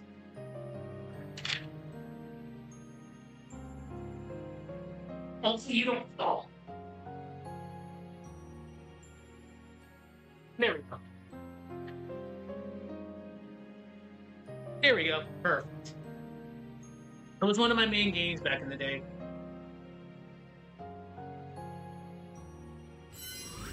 Okay. I just fantastic stick. I can show it off real quick. Give me a second. I had a Umineko stick too, but it's back at home. But yes, this is a PS2 Hori. Sawmill buttons and a Sawmill joystick. Its PCB is it's universal PCB that works with pretty much everything. It still works with PC, still works for PS3, PS4, PS5. I did a lot of crazy retro modding for this back in the day, so it still works. I just got to keep on updating it. But time has definitely beaten this thing up. Because I used to compete from 2008 all the way till like 2016. That's when I stopped. I used to play more, but I took fighting games seriously back in like 2008 because I had to try to focus more on school and whatnot. Give me a second.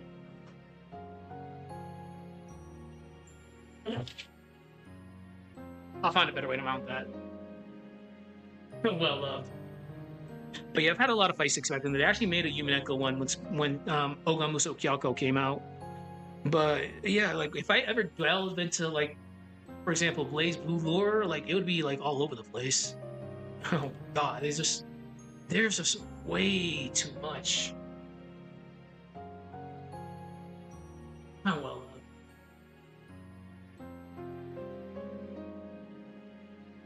A lot of my friends that like played like competitive fighting games actually have very bad after effects from all those years. Like for example, a lot of Smash players that I know actually ended up getting arthritis because they were Fox and Falco mains. Like, oh man, that's I can never imagine. So it's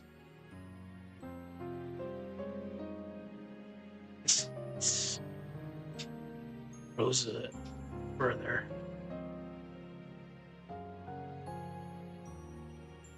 Severing.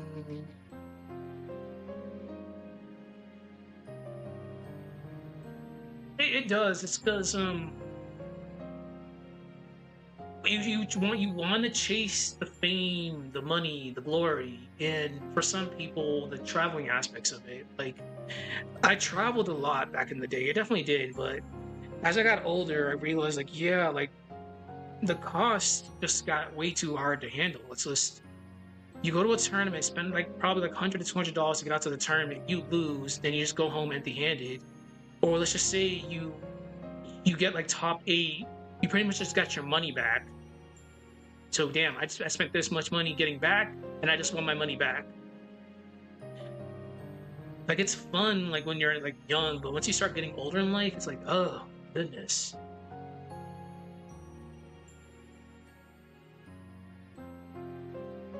Definitive Madness isolates Rosa further, severing her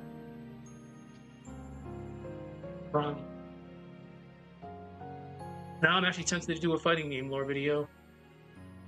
I kind of do it when I do Type Moon videos, because it's hard for me in my barracks room to actually get footage because there are certain websites we cannot go on. So yeah, getting access to things is really hard. So like for this video, I'll brush up my skills in Ogamuso Kyako and just use footage from that. It's not a big deal, but if I'm doing like a lore video, like on, for example, I did MASH not too long ago, back when my voice was kind of fucked, so I actually had to use AI for that while I was still recovering. I don't use it anymore, but for that MASH video, I used footage from Type Lumina. I can play MASH in Type Lumina. There we go. So there's always resources out there. You just gotta pick the right one. So if I ever did like a lore video on Blaze Blue, I wouldn't use the visual novel because for some people, well, the story mode, I wouldn't use that because some people find that boring. And I don't understand why. I like to read, but some people actually do find that kind of boring. Healing. Possibility of healing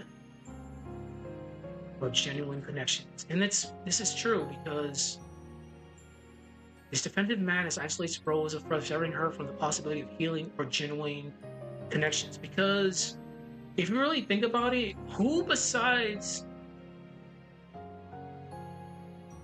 people like kinetic energy? Hell, most people don't even know Blaze Blue had visual novel stuff. Yeah, like when for example, I was caught by surprise when I was playing through the story mode. I'm like, wait, this is a visual novel? Okay, I can mess around with this.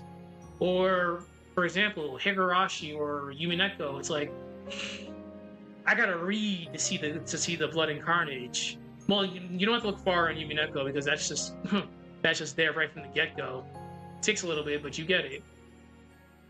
It just people just have certain likes and dislikes.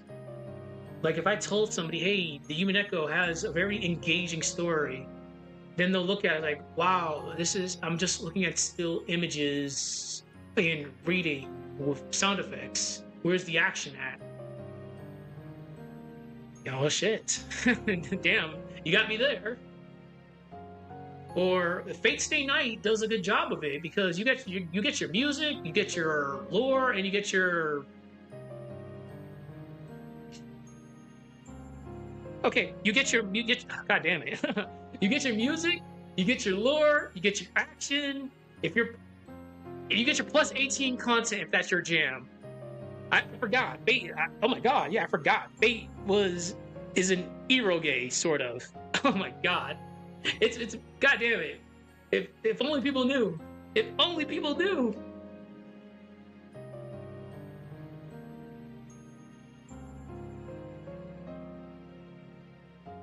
Okay. I'm gonna be brutally honest with you. I'll go into camera mode real quick. I actually need to take a little break. If you want an engaging story, yes, I would recommend reading through the Fate route, Unlimited Blade Works, and Heaven's Field. It's once you start going into everything else after that, that's where it gets really, really, really, really complicated and convoluted. Like I know people that just never stopped with fake content, and they just hate themselves because of it. For example, I'm gonna take this question right here, and I'm gonna message my buddy real. You know, like 5 minutes, and he'll respond. Problem.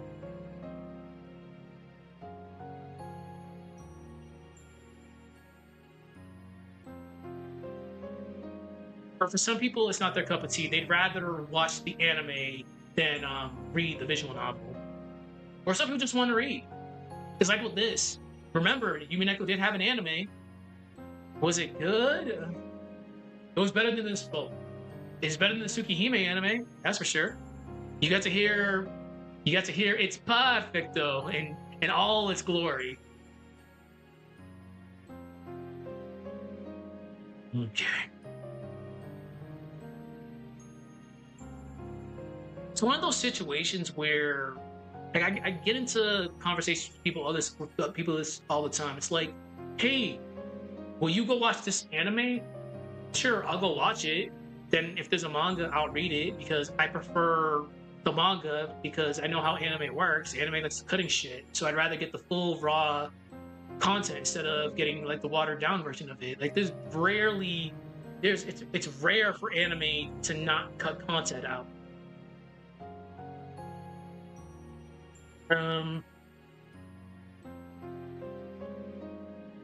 like for example, with Umineko, there's a lot of things they could not have shown on the anime. Definitely a lot of things. They got away with a lot of stuff though. We're not going to deny that.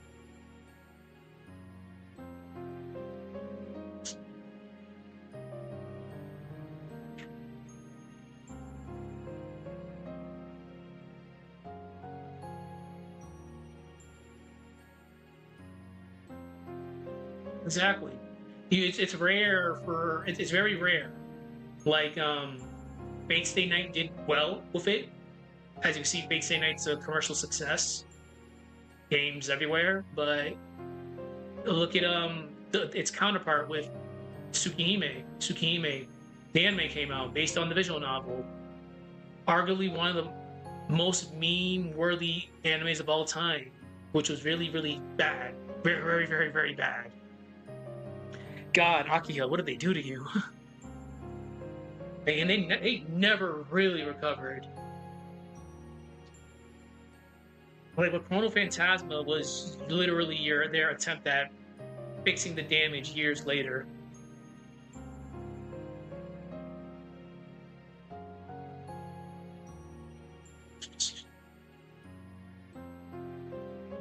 Like if they didn't do this anime right, the Umineko anime, ah man, it's hard with Umineko because Umineko they it's not their fault, but they made mistakes in regards to marketing a lot. But they're doing okay. I'm using that very loosely. They're doing okay because Higurashi is a cult classic. Then oh hey, this is no Kokoro ni, just like Higurashi. So okay, let me take a look at it. So having Higurashi as the cornerstone is great because the people that watch Higurashi, they'll want to go and watch this. But when it comes to like Umineko itself, it didn't really do a good job of promotion.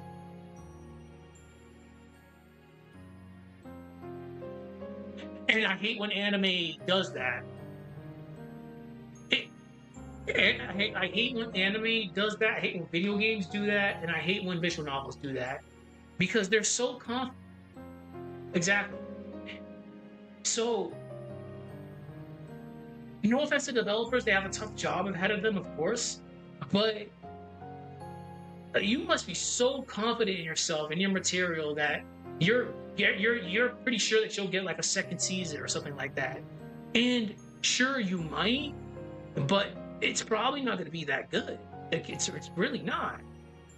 There's been plenty of series that have just died after the first season or the first 12 episodes, etc., etc., etc.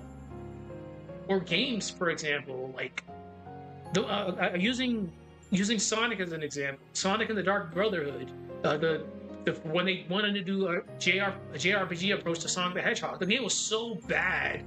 They ended it on a cliffhanger, and they thought they were going to get a follow up game. Hell no, the game was trash. Well, some people might enjoy it. I take that back. The game wasn't good. Maybe someone enjoyed it, but the game wasn't good enough to warrant a sequel.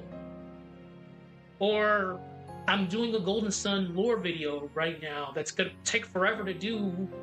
It's a very the fans are very passionate about the series. The first two games are awesome. The third game was not good. It was not really good. They ended on a cliffhanger, and they thought that the game was gonna be good enough for them to get a sequel. No, the game came out in 2011. It's been 14 years. People dislike the game. It's not getting a sequel. So games do it. Video games do it. Anime does it. Manga does it. Visual novel do it. In Umineko's case, yeah, it wasn't good. It wasn't good at all.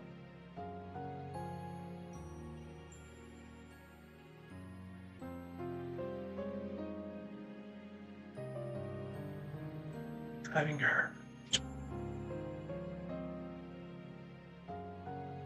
Prime example of that, by the way, is Ogamuso Kyako, the Umineko fighting game.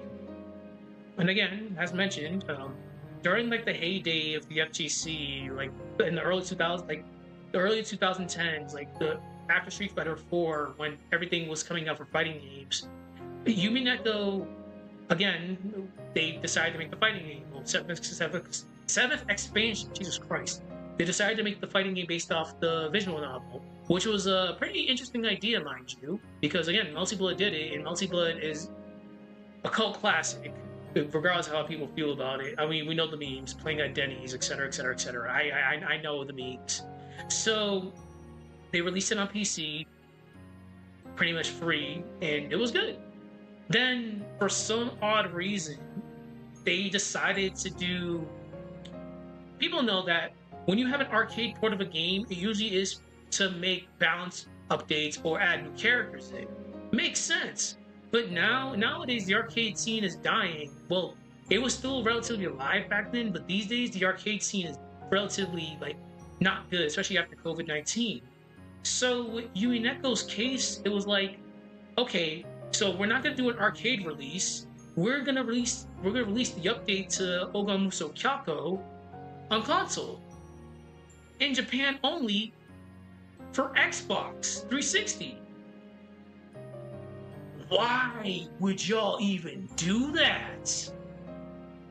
Because first of all, you're doing an update to a game.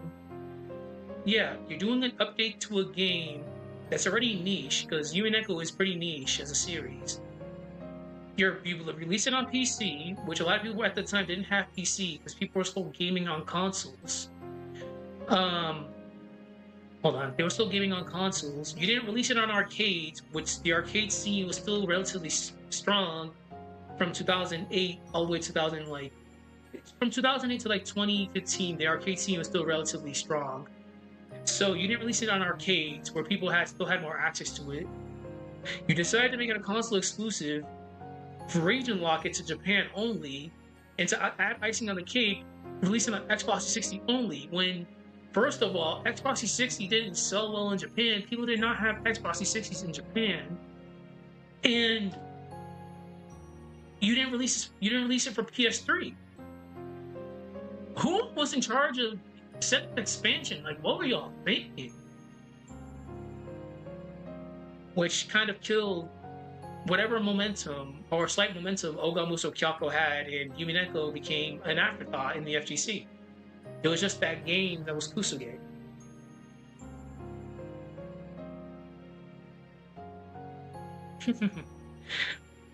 It was just bad marketing. Extremely bad marketing, which was kind of common back then. Because if you weren't from a big budget company like Capcom, Namco, hell, even like Arxis, you were kind of shooting yourself in the foot releasing like a fighting game. In their case, again, they released it on PC. A lot of people didn't have PC at that time because PC gaming was relatively expensive. It's still relatively expensive, no doubt. but it was stuff was kind of expensive back then, so a lot of people didn't have PC, and people were still exclusive for console. Mask, Mask of Darkness. Excuse me. Mask of Darkness. Which is, again, it's tragic because the Umineko fighting game was actually.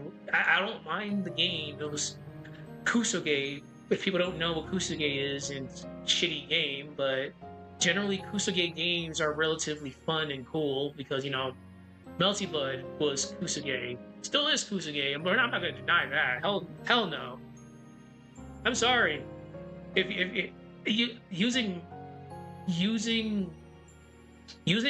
apps again as an example, if I'm in the corner, I get knocked down and placed in an ambiguous cross up that I can't avoid because the game system, that's Kusoge as fuck.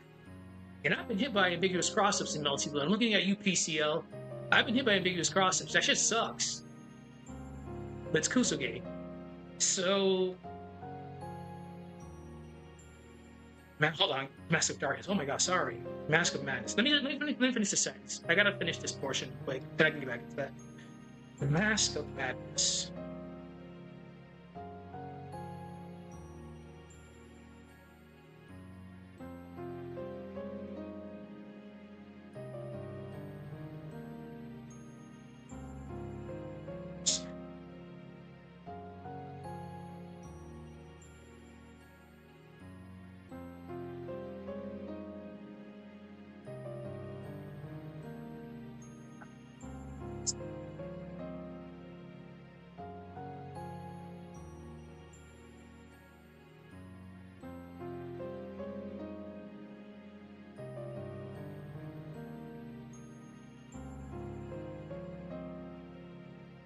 Those are fate. All right, let me just reread this, and I'll get on what I was talking about in a second. Oh goddamn! At the center of Rosa's shattered identity lies the Mask of Madness, not simply a facade, but the terrifying core of a fractured psyche. It is here that trauma, rage, calculation, and sadism fuse into a volatile storm that threatens to consume what remains of her identity. Rosa's madness is born from the depths of childhood neglect and abuse, wounds that never healed but festered beneath layers of oppression and denial. The profound fear and helplessness seated in those early years have warped her mind, fracturing her sense of self and reality. This trauma is not merely background, it is the roots that twist every aspect of her personality, her relationships, and her desperate attempts to survive in a world that abandoned her. Her madness transcends mere emotional stability. It's a rebellion against identity, fate, and family and fate. As the episodes progress, the audience sees that Rosa projects the roles imposed on her, the expectations of the Ushiromiya family, and the threads binding her life. The roles she once used as a shield for her guilt and shame come to define her so directly that she can no longer get away from them. This change is not passive but active. Philosophical rejection of self, with little to replace it beyond others' interpretations of her. This becomes an embrace of chaos and destruction, her only means of agency. It is madness as a form of existential defiance. This definitive madness isolates Rosa further, severing her from the possibility of healing or genuine connections. It deepens the darkness that clouds her decisions.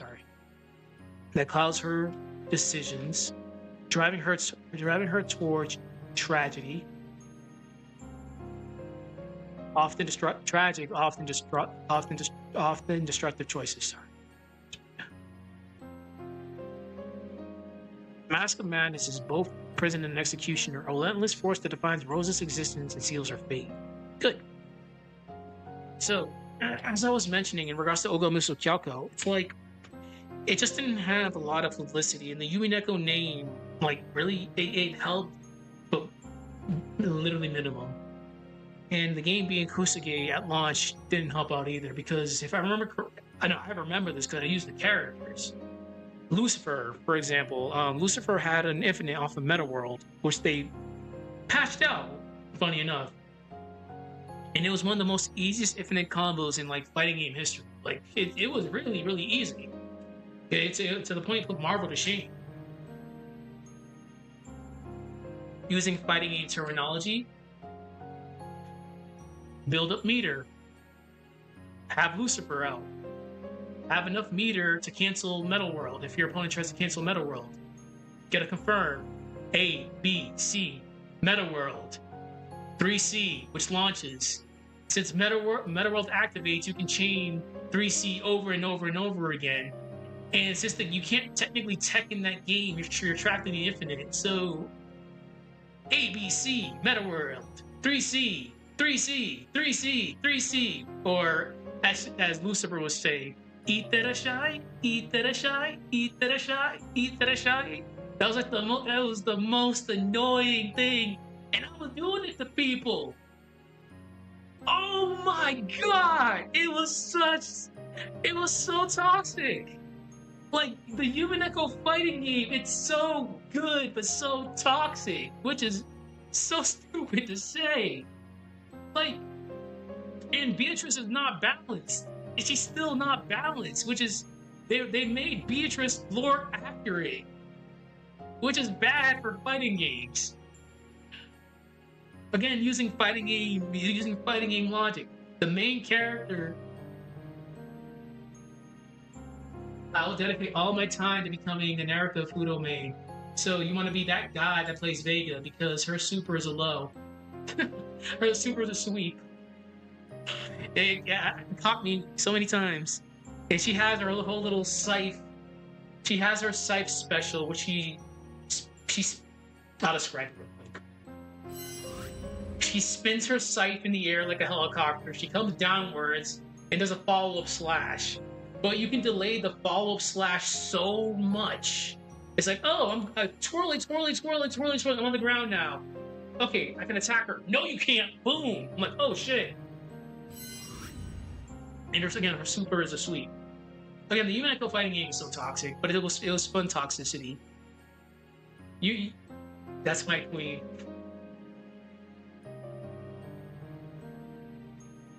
The funny thing is, it's lore. It was lore accurate, which is really bad. Because for people that know fighting games, it's like whenever you have like a main character, like your Ryu's, they should be fairly balanced. They have the best of all worlds. They have a DP, well, a Shoryuken, they have a Tatsumaki, they have a Fireball, they have good normals, etc., etc., etc. So generally, they should be the beginner character that people actually work on. But in Beatrice's case, Beatrice was not balanced. Like, at all. Beatrice had an answer for everything, which, by fighting game logic, is terrible.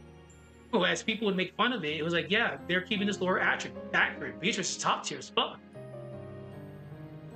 Okay, since we talked about now we can actually move into the psychological analysis of Rosa. How long have I been streaming this for?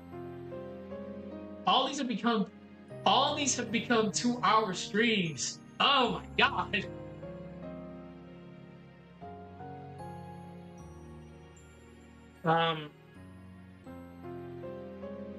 And again, it's the original version of Ogamiso Kyako, the Umineko fighting game.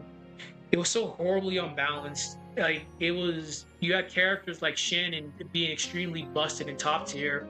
Her with Aegis Reflector, Urian's move from Street Fighter 3, Third Strike, sorry. Battler being trash, but funny enough. And Angie having Angie, oh my god, Angie's grabs didn't scale.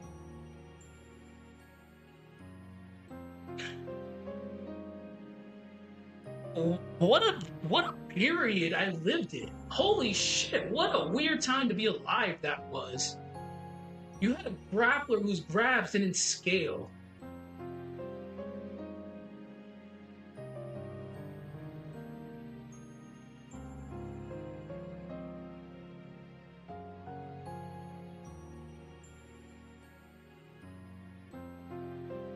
I get very animated when I talk about fighting games and anime. I do. I'm gonna be going to bed pretty pissed off later. I'm not gonna be pissed off. I'm gonna be like super agitated. I'm like, God damn it. I went through so much shit playing fighting games back in the day.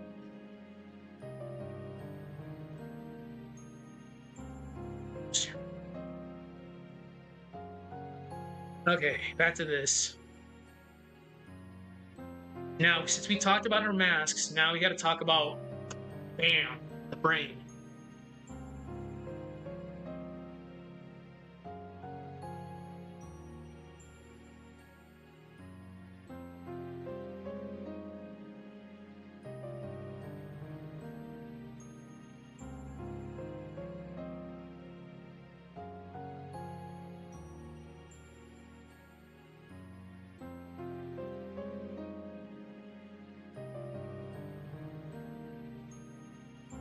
I'm gonna message my friend later, and I'm gonna call him a bitch because he mained Angie, and he would abuse the fact that her grabs were unscalable, and he would always hit me with "see you again," and that shit's annoying. Shit was annoying. I'm sorry. You can never let go of the past.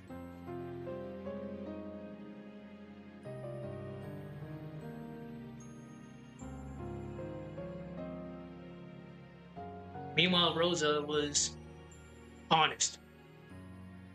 Rosa's honest in a game that promotes dishonesty.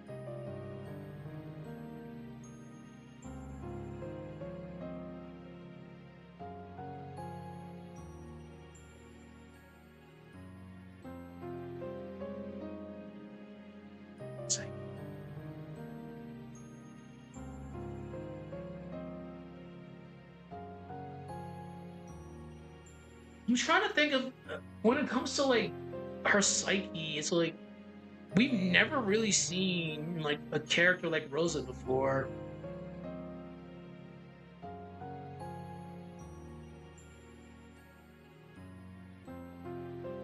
Because when you think of well, I broke down at least 10 masks that she wears, but you really don't see a lot of characters in like anime or media with masks. For example, last Friday I was watching. It's on Fridays I watch Kamen Rider with my friends, and we were actually watching the Super Sentai anime when the Red Ranger gets isekai'd into the Red Ranger gets isekai'd into another world, which is busted, very very busted, mind you. But that's besides the point. One of the characters actually wears masks because of how feeble, not feeble, of how she is as a character. She's very like she's a meek character. She wears masks in order to give her confidence. So that's funny that I'm doing a video like this, especially with Rosa who wears all these masks. But you rarely see characters in anime, video games that wear masks like this. Did you just load up? Oh my God, Grand Blue Fantasy. I'm not even gonna get into that. That's another one.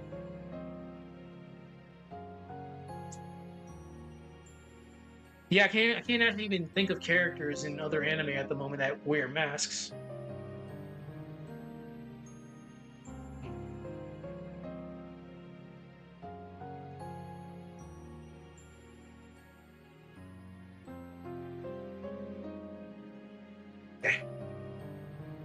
That's something I'll look into later.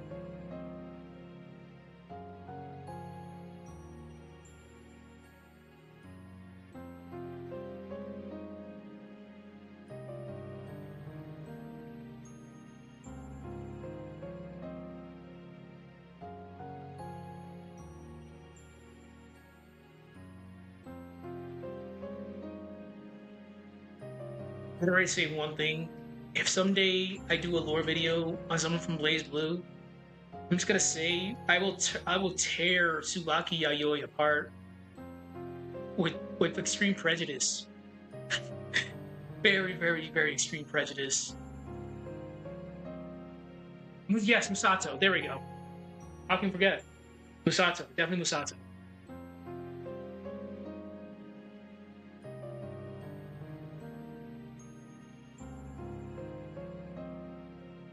Misato. Definitely her.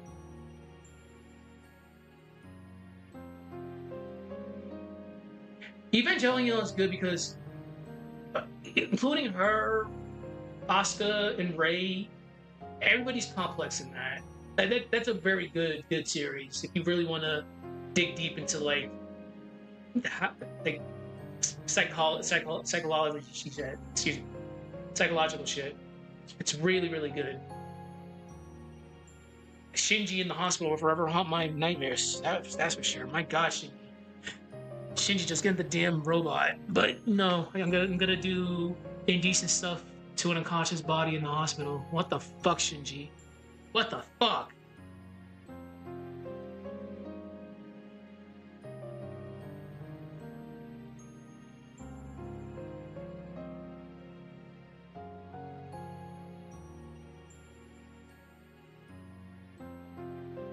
Yeah, like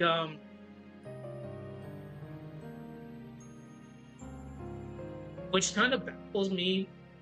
Like when Goblin Slayer came out and when people were just shocked and how like brutal Goblin Slayer was, I'm like, well, first of all, I read manga, so I already knew what was going on. Second of all, did you expect?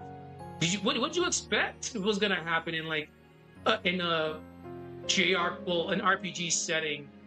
It was all gonna be sunshine and rainbows. No, this is most likely this is like an accurate representation of what probably does happen in like a video game setting. People just weren't ready to deal with like stuff like that.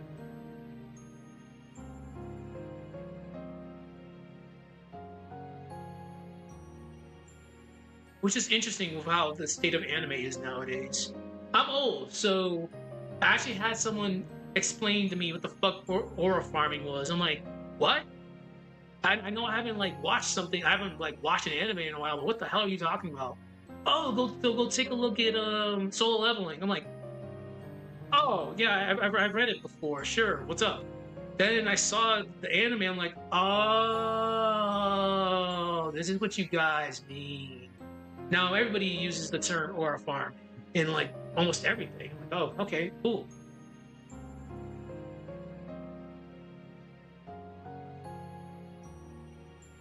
Hmm.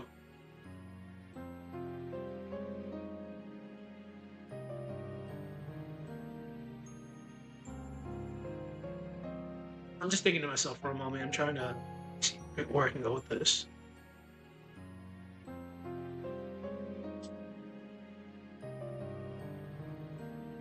As mentioned, like I said, if I end up doing like a Blaze Blue lore video, I'm literally gonna tear Tsubaki apart because she's a character. She's your purest example of a flawed character in a fighting game, and there's characters like Jin that exist.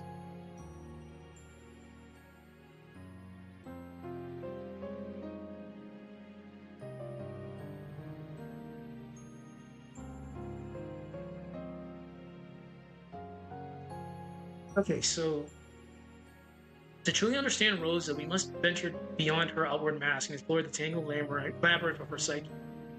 A mind fractured and reshaped by trauma, social pressure, and survival instincts. So, with the first one, we can go with she definitely has a fragmented identity.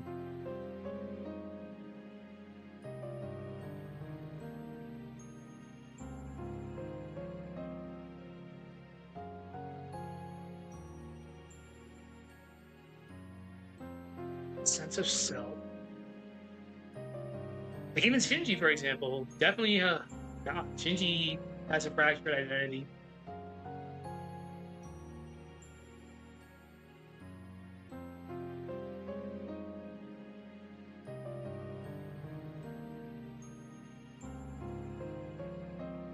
Yeah.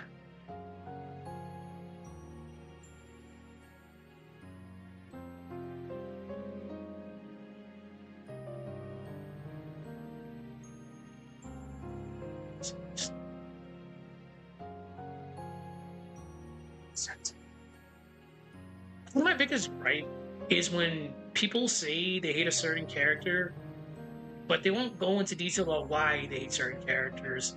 Oh, I hate this character. Okay, why? They just don't really give you like they don't really give you a good explanation, or they're just trying to not explain it at all. So it's like, oh, I hate Rosa. Why do you hate Rose? She's just a bad parent. Okay. And anything else? Oh, all right. Cool.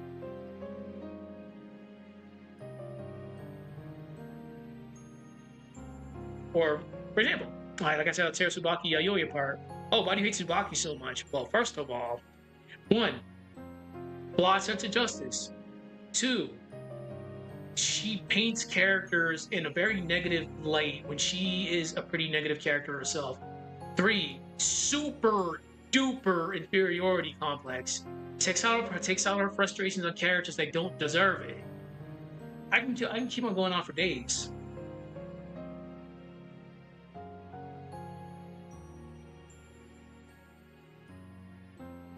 I'll never forget the time where she literally thought Noelle was trying to steal her away from Jin. I'm like, do you not see their relationship?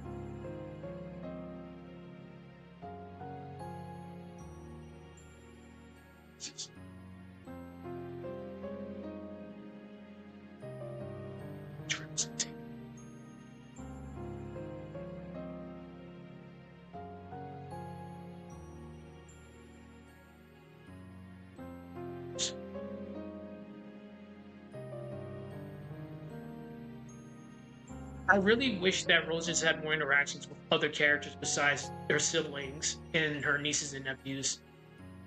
Like we needed to really like dig deep into this character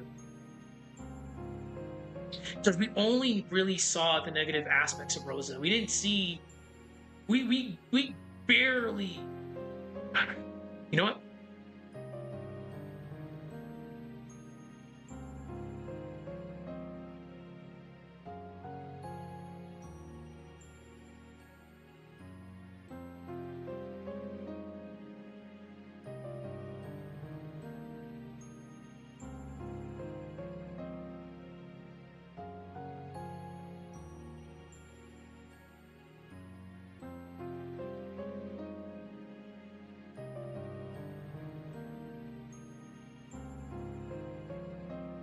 Not to make this shit dark as fuck, but this is whenever like I said, I wish we just had more like scenes of her like daily life.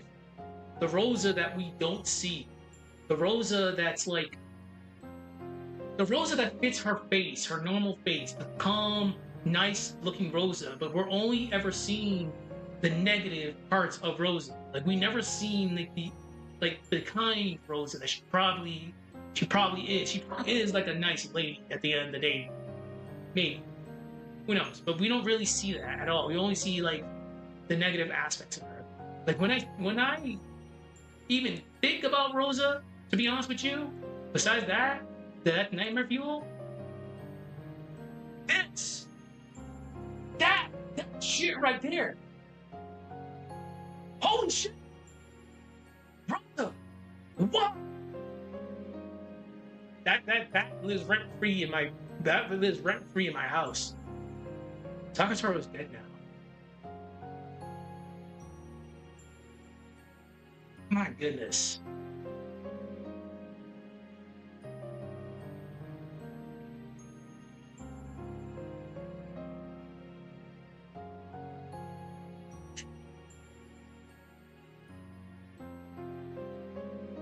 Oh, I'm going on 2 hours and 30 minutes. Okay. Okay, let's see. That's part of the Rosa I wish we got to see. Just like a normal, non crazy Rosa.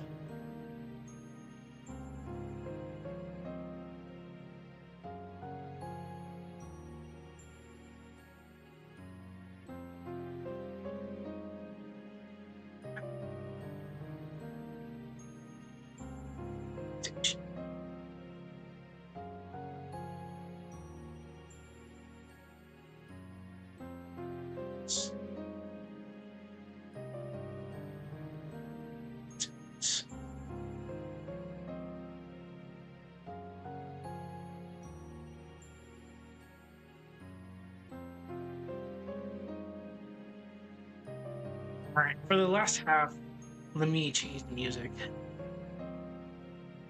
Uh, I've been chilling with Code Veronica for like an hour.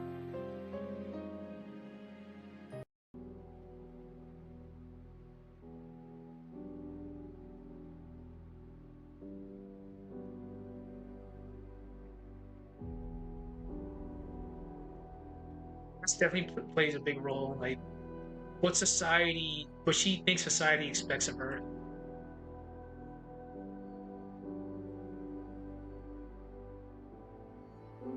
Okay.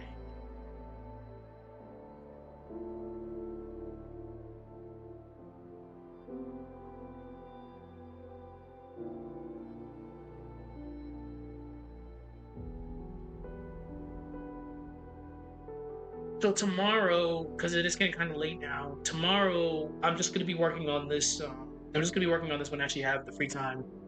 I'm probably not gonna get the opportunity to actually stream after during my break. So after I'm out of work, I'm going right into this because we there's another section I have to add right after this, and that's the neurodivergent part of it. Again, this is probably gonna be like a 20 plus minute video.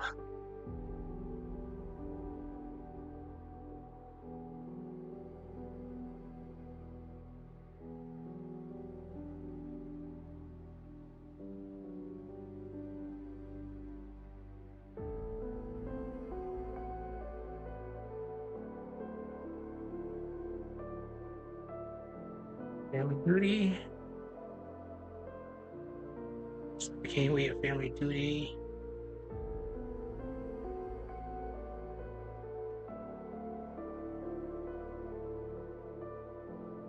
Yeah.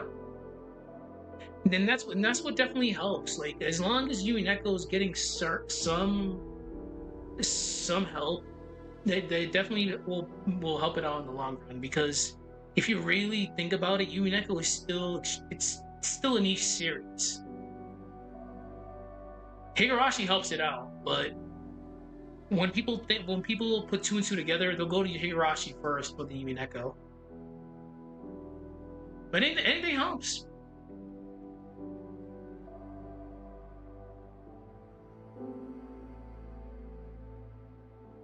Whenever I do these lore videos, I just like bringing different perspectives because sure you can regurgitate information that's out there, but if you take a different approach to things, it just gives people a better perspective. Because again, the way we see Rosa, she's just that abusive parent, but people don't dig deep, and if you dig deep enough, you'll see she's just a victim herself. For example, childhood neglect combined with the suffocating weight of family duty.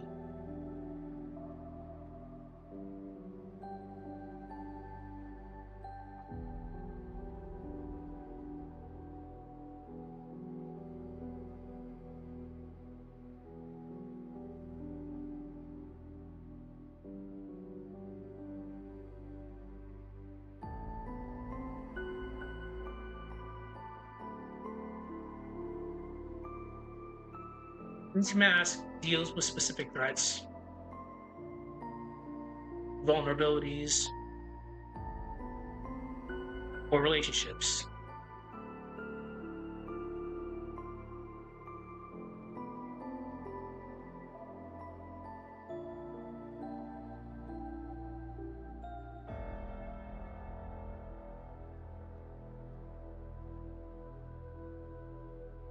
Adulting, patchwork.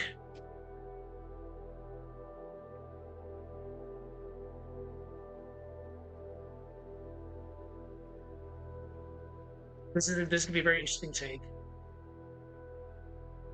Personality is less a cohesive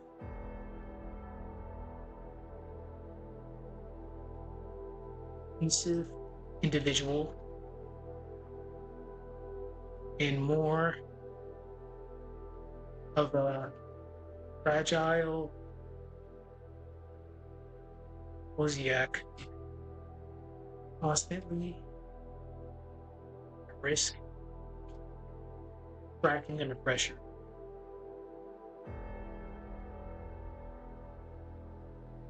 Perfect.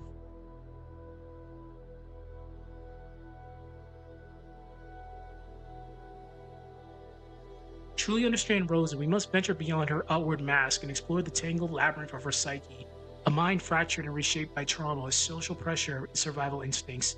Rosa has a fragmented identity. Her sense of self is shattered into countless fractured pieces, each representing a mask she wears to navigate a hostile world.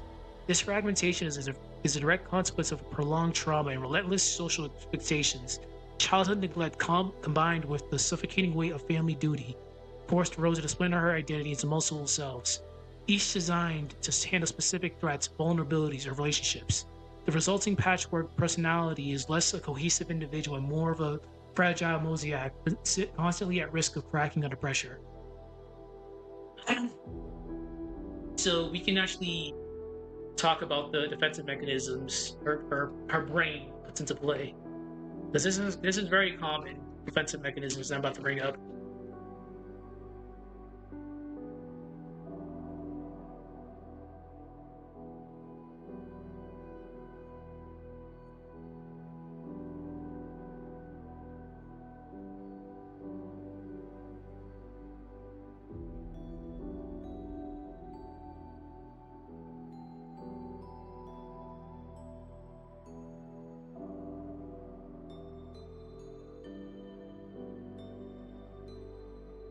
Ooh, the first one, the big one. Well, it's one of the big ones. Denial.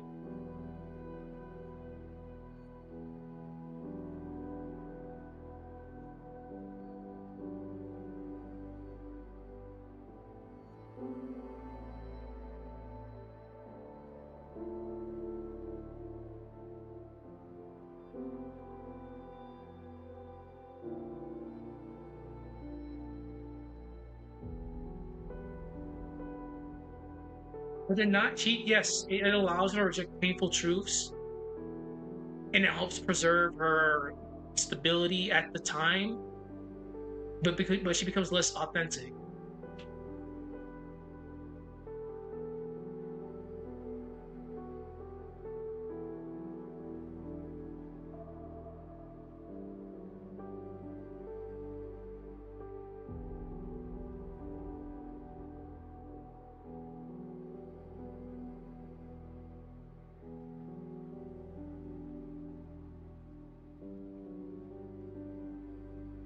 Protection is also a defensive mechanism.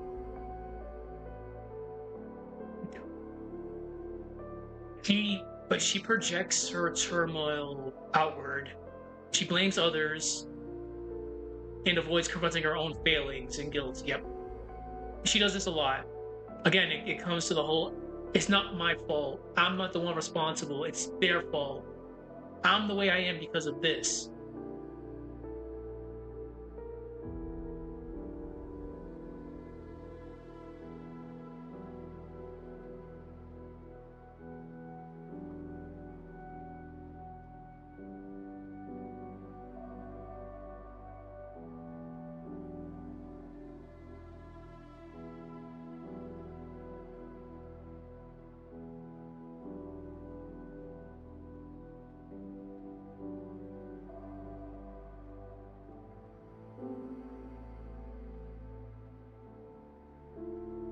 And again, like we mentioned before, it's like she she feels bad for what she's done to Maria. But she'll never admit it.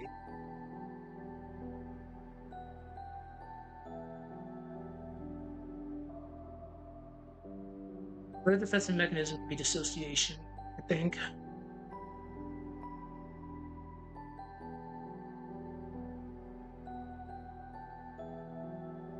Yeah.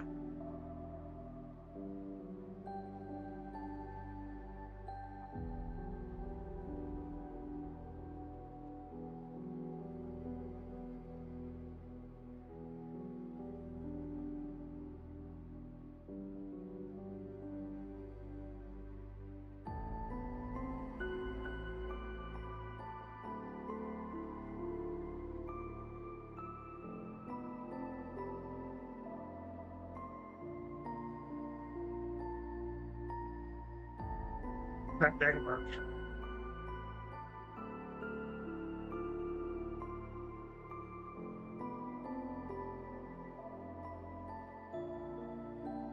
more so fragmenting her sense of presence, presence and continuity.